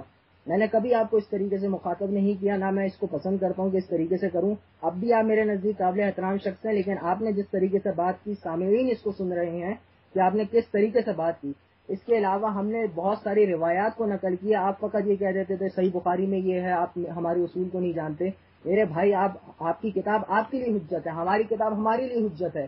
آپ نے عفیر پر والی روایت پر آپ نے کہا تو میں نے اس کا جواب دیا، نہج البلاغہ سے جتنی عبارات آپ نے نقل کی، خط نمبر 6 نقل کیا، خطبہ نمبر 92 نقل کیا، اور جتنی چیزیں آپ نے نقل کی آپ کو ہر چیز کا جواب دیا گیا۔ یہاں تک کہ ہم نے جو پھر استدلال کیے، جناب ابو طفیل کی روایت سے استدلال کیا، اور بہت ساری روایات سے استدلال کیا، خلیفتین والی روایت سے استدلال کیا، خاتم الاولیاء والی سے کیا، آیت ولایت سے کیا، جناب ابراہیم کی امامت سے کیا، اس کا ہمیں خاطر خواہ کوئی جواب نہیں آیا، بلکہ اکثر چیزوں کو تو آپ نے چھیڑنا بھی مناسب نہیں سمجھا. ٹھیک ہے. اور اس کے علاوہ تحفہ سے ہم نے جو ایک عبارت نقل کی تھی منصوص کی، وہ ابھی تک اس کا جواب نہیں آیا. یعنی تحفہ اسنا شریعہ میں شیعہ کے مخالف ایک کتاب لکھی جا رہی ہے اور اس میں امیر کو منصوص کہا جا رہا ہے، اس میں امیر کو معصوم کہا جا رہا ہے. تو میرے بھائی، جب آپ کے خود علماء اس بات کے قائل تھے تو آپ ہم پر کیوں اعتراض کرتے ہیں؟ آپ ان پر بھی وہی فتویٰ تکفیر لگاتے. اس کے علاوہ ہم نے جتنی بھی اصول دین ثابت کیا، اصول دین کا ابھی تک ہمارے پاس جواب نہیں آیا. اصول دین کا منکر کافر ہوتا ہے. تو اب اس وقت سے میں نے 3 حوالے نقل کیے تھے، ابن حزم کے کیے تھے، شاہ ولی اللہ کے کیے تھے اور جمال الدین حنفی کے کیے تھے، اور دیگر میں نے بہت سارے حوالے جات حدیث طاہر کے نقل کیے میں نے. اس کے علاوہ عالمیت پہ دلیل دی، امام علی کے حق میں 3 دلیلیں دی کہ وہ سب سے زیادہ عالم تھے، لیکن کوئی دلیل نہیں آئی میرے پاس، کوئی جواب اس کا نہیں آیا. صرف یہ آ گیا کہ صحیح بخاری میں فلاں چیز موجود ہے. صحیح بخاری آپ پر حجت ہو سکتی ہے، مجھ پر نہیں ہو سکتی. حدیث منزلت کے عنوان سے میں نے یہ کہا کہ حدیث منزلت فقط غزوہ تبوک میں نہیں تھی، اور دیگر جگہوں پر بھی ارشاد فرمائی تھی. اور حدیث منزلت کے ساتھ وَأَنْتَ خَلِيفَةٌ مِنْ بَعْدِي، ٹھیک ہے نا، یعنی میرے بعد تو ہی خلیفہ ہوگا، وہ ہم نے اس مفہوم والی روایت سے استدلال کیا جس کی تصحیح ہم نے احمد محمد شاکر اور دیگر علماء خود المانی سے نقل کی. لیکن ہمارے پاس کم سے کم آپ اس کی سند پر تو کوئی جرح کرتے. آپ نے عفیر والی روایت کی کوئی سند نہیں دی تھی، لیکن ہم نے اس کی سند تلاش کر کے اس پر جرح کی. ہم نے اپنی طرف سے پوری اتمام حجت کر لی اور ہم نے اپنے وعدے کے مطابق کوئی نئی دلیل اس میں پیش نہیں کی. صرف آپ نے جو اجماع کا دعویٰ تھا، صرف اجماع کے بطلان کے لیے ہم نے صرف 2 حوالے نقل کیے، صرف اجماع کے بطلان کے لیے. اور آپ نے خود اس وقت کہا تھا کہ آخری دلیل میں آپ فقط ہمارے جو اعتراضات نقل کر رہے ہیں صرف اس کا جواب دیں گے. کوئی ایک دلیل نہیں پیش کی میں نے، صرف اجماع کا جو آپ نے دعویٰ کیا تھا اس کے بطلان کو میں نے ثابت کیا. کس طریقے سے؟ سعد ابن عبادہ کی میں نے جو عدم تخلف، عدم بیعت سے ثابت کیا، اور خود میں نے علامہ محمد ابن اسماعیل البخاری کی الصحیح سے حوالہ نقل کیا جو جناب عمر ابن خطاب کا عقیدہ تھا بیعت اول کے عنوان سے. اس کے علاوہ میرے پاس اور دیگر چیزیں تھیں، کیونکہ وہ ایک مستقل خود دلیل بن جاتی، اس لیے کہ میں وہ بالکل نقل نہیں کر رہا. اور باقی اب بالکل وقت ختم ہونے پر ہے، 2 منٹ باقی بچے ہیں. تمام برادران سے میں اب اختتامی کلمات کہنے جا رہا ہوں. دعویٰ نص کا تھا جو ہم نے پہلی تقریر میں ثابت کیا، عصمت کا تھا جو ہم نے اول الامر والی آیت پیش کی، لیکن اس کا ہمارے پاس حال جواب نہیں آیا. اس کے علاوہ مفرد الطاعہ کا تھا جس کی ہم نے حدیثیں پیش کی، کوئی 12 ائمہ والا حدیثیں پیش کی، اس کا کوئی ہمارے پاس جواب نہیں آیا. تو بس اب یہ ہے کہ کوئی ہم نئی دلیل پیش نہیں کر رہے. اس دعا پہ اس بات کو ختم کرتے ہیں کہ خدا ایک دوسرے مسالے کو سمجھنے کی توفیق عنایت فرمائے اور ہماری زبانوں کو ایک دوسرے کے لیے صحیح فرمائے. مجھے بڑا دکھ ہوا جو آپ جس طریقے سے زبان استعمال کر رہے تھے میرے لیے اور دیگر اور حضرات کے لیے. صرف میں اس لیے خاموش رہا کہ میں اس تہذیب کو مانتا ہی نہیں جس تہذیب سے آپ چل رہے تھے. ٹھیک ہے. باقی انشاءاللہ ہمارا مناظرہ یوں ختم ہوتا ہے. ہماری آخری تقریر تھی اور اب جو ہوگا انشاءاللہ فدق کے موضوع پہ ہمارے سارے سامعین بالکل 1 منٹ آخری بچا ہے. انشاءاللہ ہمارا دوسرا مناظرہ فدق کے عنوان سے ہوگا، امامت کے عنوان سے. آج ان کے پسندیدہ ٹاپک پہ تھا جو انہوں نے خود ٹاپک ایک رکھ لیا اور میں خود ان کے روم میں جا کے شرائط طے کر کے آیا تھا. اب انشاءاللہ فدق کے موضوع پہ ہمارا مناظرہ ہوگا. خود ہم برادر محمد عارف سے پوچھ لیں گے کہ جہاں پر ان کو شرائط طے کرنی ہوگی ادھر شرائط طے کریں گے. جو آپ نے مزید باتیں کی ہیں نا رویے وغیرہ کے حوالے سے، ٹھیک ہے، اور اجماع وغیرہ کے حوالے سے، ٹھیک ہے. ایک منٹ جی ٹائم آپ ہو گیا، آپ تصحیح کریں گے تو جواب میں بھی کروں گا. آپ کی تقریر اب کوئی جواز نہیں. آپ کا ٹائم اپ ہو گیا، آپ کا ٹائم اپ ہو گیا. آپ نے اگر بھاگنا ہے تو مرضی. آپ کا ٹائم اپ ہو گیا. میں نے آپ کو کہا تھا بات نہیں کرنی. آپ نے اجماع پہ مزید بات کی ہے، اجماع پہ آپ نے دلیل دی ہے. آپ کا ٹائم اجماع کا صرف اجماع کا نقص کر لیں. اجماع کا نقص کریں گے اور سعد بن عبادہ رضی اللہ عنہ کا جو آپ نے پیش کیے اجماع کی مخالفت میں اس کا نقص کریں گے. چلیں یہ ذہن میں رکھتے ہوئے کہ وہ ابن تیمیہ نے اس کو یعنی متواتر نقل کیا ہے اور ابو بکر کی خلافت کے بارے میں عمر نے کہا تھا کہ اچانک کوئی اور آئندہ کوئی نہیں کیا گا. اب آپ صرف آپ کے پاس زیادہ ٹائم نہیں ہے، آپ صرف جو اس چیز پہ آپ جائیں گے. آپ اپنے کفر کو کیوں پختہ کر رہے ہیں؟ آپ کے امام نے کہا ہے کہ امامت کی دعوت مت دو، کافر بن جاؤ گے. کافر تو بن گئے اور اب اکفر بننے کی کیوں کوشش کر رہے ہو؟ آرام سے سن لو، آرام سے سن لو، آرام سے سن لو. اور جو گالیاں دینے کی بات کی ہے تو یہ تو جا کے استاد خوئی کو کہو نا جس نے مصباح الفقاہہ میں سنیوں کو دینا لازمی قرار دی ہے. سنیں نہیں دلیل نہیں دے سکتے آپ کوئی نہیں، آپ غلط بات کر رہے ہیں. کوئی خوئی کا حوالہ نہیں آئے گا، کوئی نیا حوالہ سنیں اب سنیں، کوئی نیا حوالہ نہیں آئے گا. آپ ابھی جو بھی دلیل دیں گے وہ صرف اجماع کے حوالے سے میں نے آپ کو ٹائم دیا، کوئی نئی بات نہیں آئے گی. سنیں کوئی نئی بات نہیں آئے گی. یہ سلسلہ یوں چلتا رہے گا. صرف اجماع کے حوالے سے آپ اپنی گزارشات دیں اور جلد سے جلد دیں اور بات ختم کریں. آپ سنیں گے یا اماموں کی طرف اماموں کی طرف فریاد ہی کرتے رہیں گے کہ بڑا ظلم ہے، چھپ جاؤ. آپ دیجیے، اب بات ختم ہو چکی ہے. آپ مزید جو کہنا ہے آپ صرف اس نقص کے حوالے سے کہہ دیجیے. اگر آپ سنو اجماع کے حوالے سے سنو، ٹھیک ہے. حضرت عبداللہ بن عمر رضی اللہ عنہما سے روایت ہے کہ ان رسول اللہ صلی اللہ علیہ وسلم قال ان اللہ لا یجمع امتی کہ اللہ تعالیٰ میری امت کو جمع نہیں کریں گے. وقال امت محمد صلی اللہ علیہ وسلم، یا کہا کہ امت محمد صلی اللہ علیہ وسلم کو جمع نہیں کریں گے علی ضلالۃ، گمراہی کے اوپر. وید اللہ مع الجماعہ، اور اللہ تعالیٰ کا ہاتھ جماعت کے اوپر ہے. جماعت ایک سعد بن عبادہ نہیں ہوا کرتا، جماعت وہ ہوتی ہے کہ جس جماعت میں حیدر کرار بھی شامل ہو کر صدیق اکبر کے ہاتھ پر بیعت کرتے ہیں. ومن شذ شذ فی النار، اور جو اس جماعت سے الگ ہوتا ہے وہ رافضی بن کر جہنم میں جلتا ہے. اور اس حدیث کے کئی شواہد ہیں، حاکم میں بھی ہے، ابن ابی عاصم کی کتاب السنہ میں بھی ہے، ابن ماجہ نے بھی اپنے سنن میں اس کو حدیث انس بن مالک رضی اللہ عنہ سے ذکر کیا ہے، سیوطی نے جامع الصغیر میں ذکر کیا ہے، اور البانی کی بات آپ نے کی ہے، ناصر الدین البانی رحمہ اللہ کی، تو انہوں نے کہا کہ وقال حدیث حسن، یہ حدیث حسن ہے. وصححہ شیخ الالبانی فی الجامع الصغیر، اور شیخ البانی نے جامع الصغیر میں اس کو نقل کیا ہے. وللحدیث شاہد عند الامام احمد فی المسند، اور اس حدیث کے لیے شاہد بھی موجود ہے امام احمد کے نزدیک مسند میں. وفی سنن الدارمی، سنن دارمی بھی ہے. وعند ابی داؤد، اور ابو داؤد کے نزدیک بھی. وانظر کذلک مجموع الزوائد الہیثمی، اور اسی طرح مجموع الزوائد الہیثمی میں بھی دیکھ لیں باب فی الاجماع. اور اسی طرح اس کے کئی مشاہد اور وہ موجود ہیں. بس اب یہ دے چکے ہیں، اب اسی پر بات کریں گے. اجماع کے نقص پہ اب سعد بن عبادہ رضی اللہ عنہ کی طرف آتے ہیں نا. جہاں تک سعد بن عبادہ رضی اللہ عنہ کی بات ہے، حمید بن عبد الرحمن نے قالت وفی رسول اللہ صلی اللہ علیہ وسلم بن عبد الرحمن سے روایت ہے کہ رسول اللہ کی وفات ہوئی.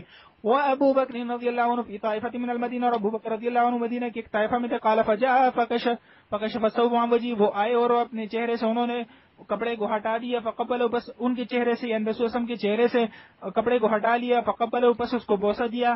صدیق اکبر کو ہی بوسہ لینے کا جو ہے وہ ٹائم ملتا ہے، ٹھیک ہے. عبداللہ ابن ابی ابن سلول کی پارٹی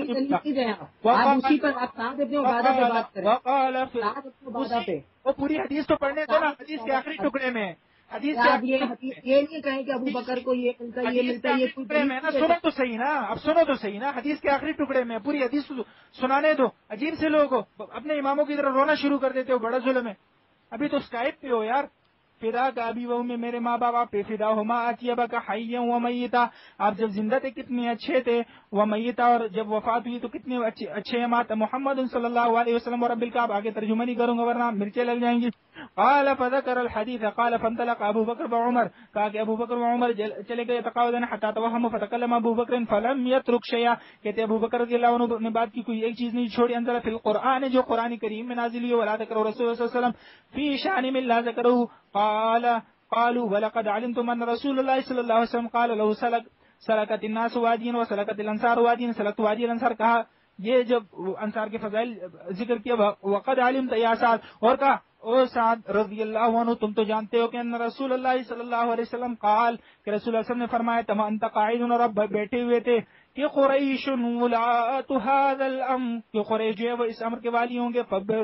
فبر الناس تبع لبرهم، جو نیک ہوں گے وہ ان کے نیکوں کے تابع ہوں گے. وفاجر تبع لفاجرهم، اور فاجر ان کے فاجر کے تابع ہوں گے. ثم فقال، پر کہا فقالوا، سعد نے کہا صدقت نحن الوزراء وانتم الامراء، کہا کہ کیوں نہیں، ہم آپ کے وزیر ہوں گے اور آپ ہمارے امیر ہوں گے. یہاں پر سعد بن عبادہ نے مان لیا. اب اگر بارواں نہیں مانتا اور غار میں بھاگ جاتا ہے تو اس سے ہم نہیں دے سکتے. آپ یہ دیکھیں، یہ نہیں کرتے. الفاظ کو صحیح رکھیں، الفاظ کو صحیح رکھیں برادر، الفاظ کو صحیح رکھیں برادر عزیز، الفاظ کو صحیح رکھیں. آپ مان لیا، آپ کی دلیل دیکھ لی، اب بات ختم کر دیں. ہو گئی، آپ نے دیکھ لی، اب میں نے بات مان لی. ایک روایت پیش کر. اب آگے سنو، آگے سنو، آگے سنو.